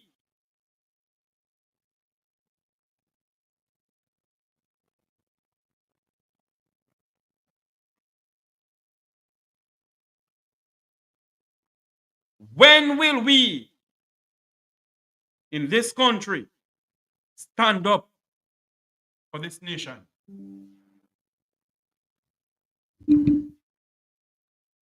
When will we do this? Jamaicans, my family and friends, thank you all for coming on. I came on this morning never to talk about this. I came on to speak about the money that is missing.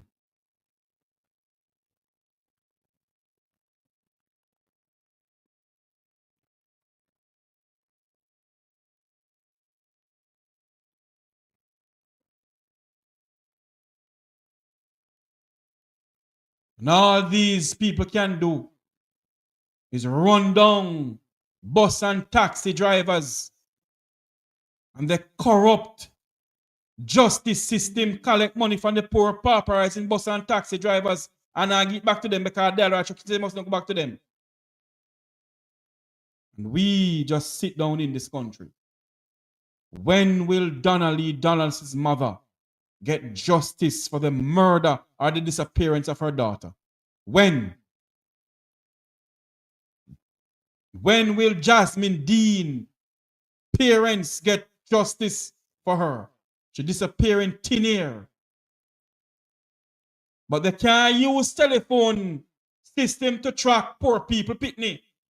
Only rich people they can use it to track. And now we see one leg it up Shower labor rights. That a comrade. Bunch of damn jackasses we are.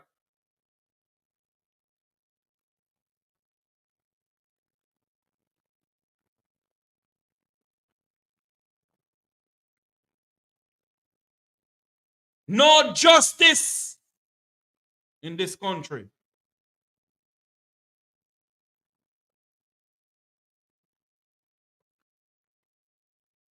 May God bless you. My heart grieve every day.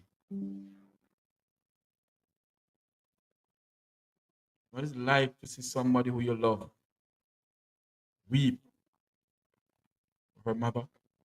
And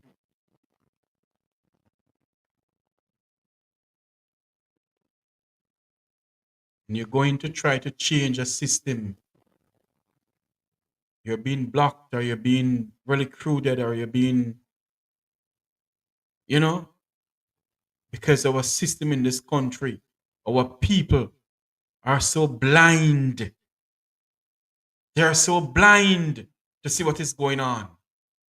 They turn on you and they start cuss you for them one what is going on in this country. How many more shall suffer? We don't talk, then when will we do so? When?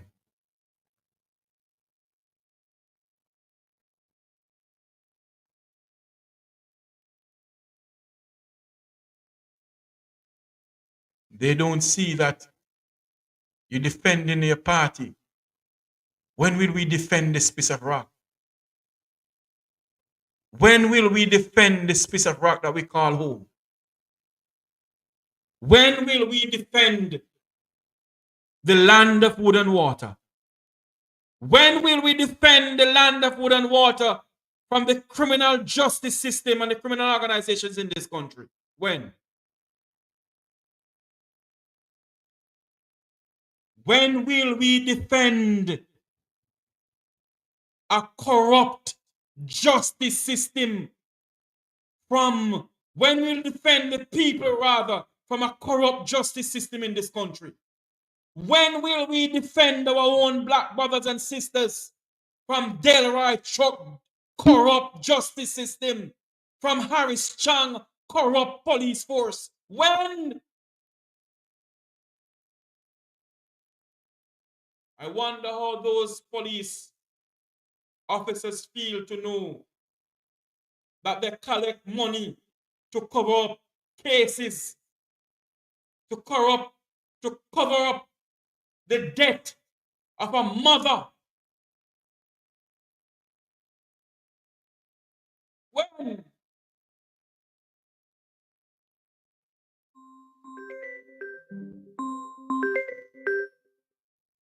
Miss P, welcome back to the program. I'm going to hang up anytime soon. Go ahead.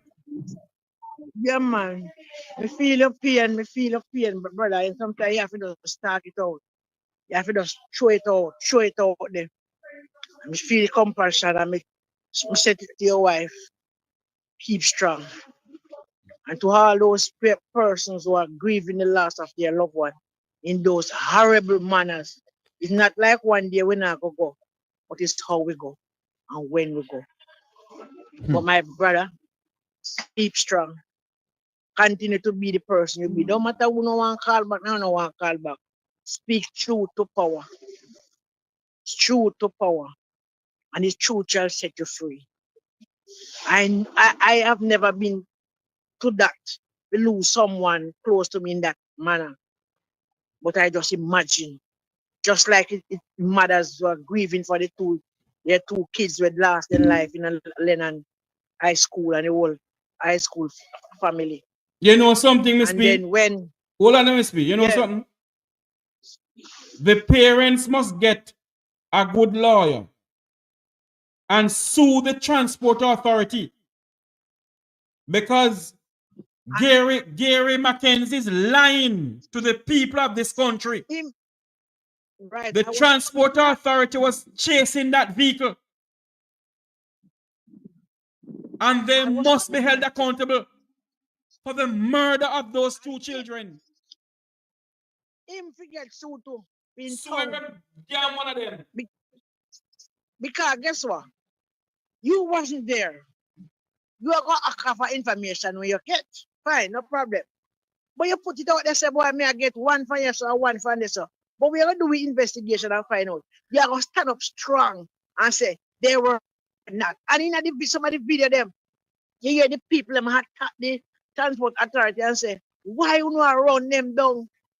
We are known some show a picture with the woman in uniform. We are walk when the people attack them and say, why you run them down? Why you run them down? And this man come out. And them as you remember the Rancho gang? Mm-hmm. And where the Rancho gang come from and who in the Rancho gang? Mm-hmm. The police officer. I know Mrs. So Fitzbailey before he left. So we are suffer from whole heap of gang and gangsters. So we have gangsters in every sector. That is why I said, Miss As P, you tell me, say, Jamaica is run by a criminal organization and it's not clansman nor one other. With that call, I like an adjective to describe a situation worse than a criminal. I like somebody who will learn it can give me a definition. A next word. A criminal just look ordinary. You understand? Them people are just wicked. It was there before now. Some little things just go on and cook up. But right now, this a boil up. It a fry, it a bake, it a roast. And it's up daring and be a fierce. And no one see possible to step forward and say enough is enough. Eh? No one see it in every aspect. Then take it Jamaica people, them then work them in the tourism sector, in the security sector, then pay them. Yo, brother, let us pray and continue to pray. 1 day, 1 hour, 1 minute, God are going to have a prayer. And we all are going to live to see the last of them. And who no live, 5 hands, okay, God engraved. And Gary Mackenzie, what your name? Once a man, once a police, twice a civilian. Try remember that. Once a police, twice a civilian. Right? Anyway, Jeffrey, mourn if you have to mourn, cry, weep, blow it out, my brother. It's not easy. But put God is on the job, my son. And to tell your wife if you go and hold his strength, because your mother-in-law would have want you to hold his strength for you. And when you see a man can feel if his mother-in-law, you know that woman was a good woman. Right? And their memories live on. And their light perpetual shine upon her. Somebody go pay feet, man. And pay feet wicked too. Anyway, my brother. Ours. All right, Miss P. God bless. You're so right, Miss Williams. Grief never go away.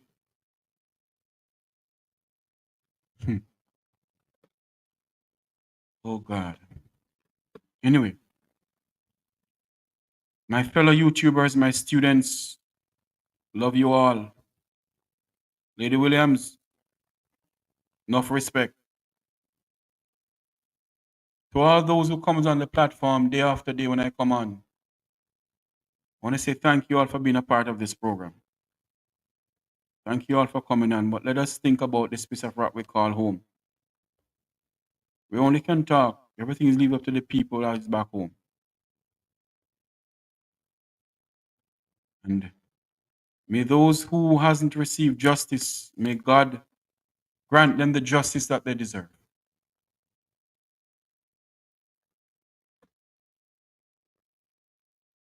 And for those who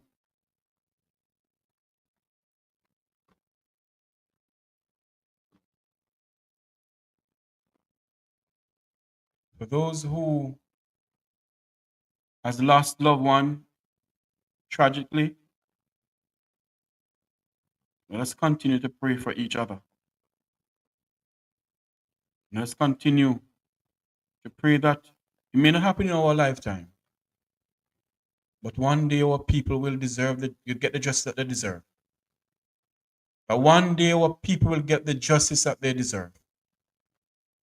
one day our people will rise up and stand up. Miss Daphne, how you doing? You me did a talk about earlier on, but you just come on. I'm coming off now. Miss D's from St. Elizabeth too, you know. She's the one who really need the home. I'll call you off here, Miss Daphne. I want you all to think about this nation. Think about others who has lost loved one, who has lost loved ones. And when you think that your country will give you justice, you haven't gotten the justice, because our justice system and our police force got bought out and pay off to keep mouth shut and to tear out paper out a logbook. That's what they did to my mother-in-law case. She was brutally murdered in her home. And the Black River police tear out the statement and other things that was logged in the logbook.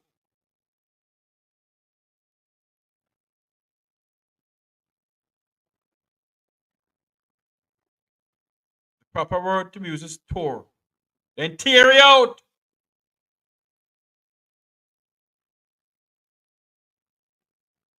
Nothing comes out of that case.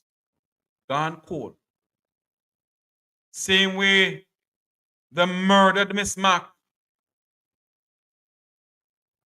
in Negril. The Negril police, just like the Black River police, got paid off. They buy them out. Then licky and nyami. That's why sometimes when I hear something happen, I don't care who I'm vexing you. I don't sorry for your soul, because my heart get cold towards a lot of things now. I beg God in his mercy just keep the faith with me. I beg God every day to keep me and protect me. Guide me and protect my family and I. And for those who are out there who has lost loved ones in the most tragic way, like my family, I ask God to keep you all and protect you. For those who are on this platform, may God continue to bless you all. May God continue to guide you and protect you all and your family. And may you continue to come on this program. May you continue to like, share, and subscribe to this program. As I go off air with a heavy heart. But I know I serve an awesome God. I know I serve an awesome God. And I know my God will see me through. No matter what may happen, I know that God will never leave me nor forsake me. And those who think that they have gotten away with killing and other things, you make a sad mistake.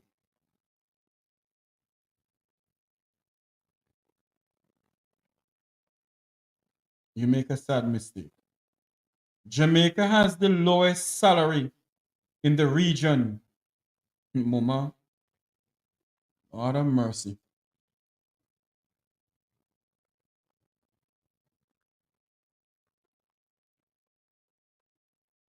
What's going on here? Operation at the University of West Indies Mona campus has been suspended for today due to the lack of water. Jamaica's University of the West Indies. Classes has been suspended. The lockdown university because of the lack of water. Aye. Thank you all very much for coming on. God bless you. Remember to like, share, and subscribe to the Mek Wi Talk Jeffrey Tavares YouTube channel. I will. Thank you very much. I will. Miss Williams, thank you for coming on too. Clarky, Miss D, thank you all very much. Everyone who comes on the platform, thank you all very much for coming on. Thank you all for being a part of this program. God bless. And please pray for me, because I really truly need it today. I truly need some prayers right now. Thank you all very much. God bless, and may God bless Jamaica land we love. Remember to like, share, and subscribe. Have a great day, everyone.